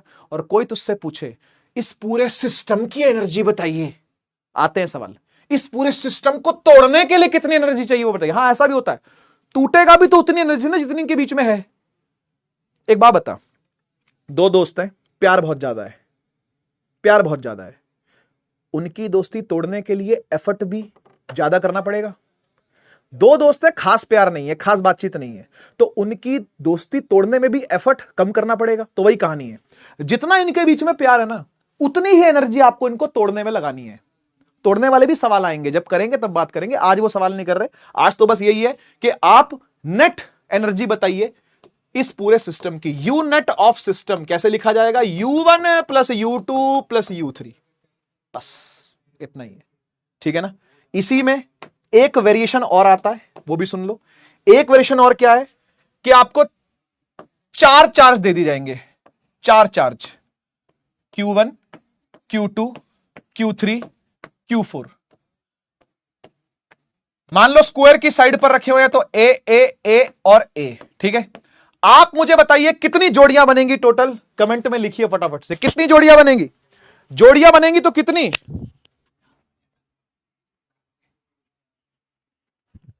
जोड़ियां, जोड़ियां जल्दी से। अगर चार चार्ज आ गए, हां भाई, if there is a system of four charges, if there is a system of four charges, अगर चार चार्जेस का सिस्टम है बेटा, जोड़ियां कितनी? बस जोड़ियां बता दो। शाबाश, बहुत सारे बच्चे कह रहे हैं चार बनेगी। वेरी गुड बेटा, वेरी गुड। एकदम गलत, मार खाओगे मार। Q1 Q2 के बीच की जोड़ी, Q2 Q3 के बीच की जोड़ी, Q3 Q4 के बीच की जोड़ी, Q1 Q4 के बीच की जोड़ी। कोई और रह गई? कोई और रह गई क्या? हां, दो और रह गई बेटा। Q1 Q3 के बीच की जोड़ी कौन देखेगा? क्या इनके बीच में कोई रिश्ता नहीं बनेगा अपना? बड़े दोगले हो तुम तो यार। अगल बगल वालों से दोस्ती, सामने वाले से नहीं। अगल बगल से दोस्ती, सामने वाले से नहीं। क्या देखा? नेचर ऐसे काम नहीं करता भाई, नेचर सबको बराबर मौके देता है। Q2 Q4 के बीच में भी दोस्ती, डायगनली भी तो दोस्ती बनेगी, समझे या नहीं? छह टर्म्स आएंगी, 6 terms will be there. 6 terms यानी 6 जोड़ियां बनेंगी, 6 जोड़ियां बनेंगी। ठीक है? कैसे लिखी जाएगी? सुन सुन कैसे लिखी जाएगी। U1 plus U2 plus U3 plus U4 plus U5 plus U6 is equal to U net of the system. क्योंकि स्केलर क्वांटिटी होती है, सीधी सीधी ऐड हो सकती है। स्केलर क्वांटिटी में पंगा ही नहीं है, सीधी सीधी सीधी सीधी ऐड कर लो। ले आजा, सुन। U1 बता बेटा, के Q1 Q2 बाय ए, ये दोनों, ये वाली डन हो गई। U2 बता, के Q2 Q3 बाय ए, ये वाली डन हो गई। U3 के Q3 Q4 बाय ए, ये वाली डन हो गई। के Q4 Q1 बाय ए, ये वाली भी डन हो गई। प्लस U5 कैसे लिखूं? U5 कैसे लिखूं? Q1 Q3 के बीच में दूरी तो निकाल, ये दूरी तो बता कितनी है। स्क्वायर का डायगोनल होता है a√2। अगर स्क्वायर की साइड a है तो शॉर्टकट शॉर्टकट बताया हुआ पहले भी, अगर स्क्वायर की साइड ए है, तो डायगोनल होगा a√2, हाँ की ना, के Q1 Q3 अपॉन में a√2 प्लस Q2 Q4, ये भी वही दूरी है, ये भी वही डायगोनल है, तो के Q2 Q4 अपॉन में a√2, इन सबको ऐड कर दे, तेरा आंसर आ जाएगा। आया कि नहीं आया? एक RDX देता हूं चल, है ना, कल को भाई 7 4 जाए तो पता नहीं कितनी जोड़ियां बनाएगा। एक RDX सुन देख, एक रीजनिंग का सवाल आता है, कभी भी कोई सरकारी पेपर देगा ना भाई, तो एक रीजनिंग का सवाल आता है। क्या सवाल आता है? एक पार्टी चल रही है, ठीक है, पार्टी हो रही है, पार्टी में 50 लोग हैं, 50 लोग्स नहीं लोग, ठीक है। तो मुझे बताइए कितने हैंडशेक्स होंगे टोटल, अगर सब एक दूसरे से हाथ मिलाते हैं तो how many handshakes will be there? बड़ा जाना माना सवाल है ये। कोई भी सरकारी एग्जाम होता ना, एसएससी का, आईएएस का, है ना, रेलवे का, उसमें अगर इंटरव्यू होता ना तो ऐसे सवाल पूछे जाते हैं, कितने हैंडशेक्स होंगे? अगर एक पार्टी में 50 लोग हैं तो हैंडशेक्स कितने होंगे? Any idea?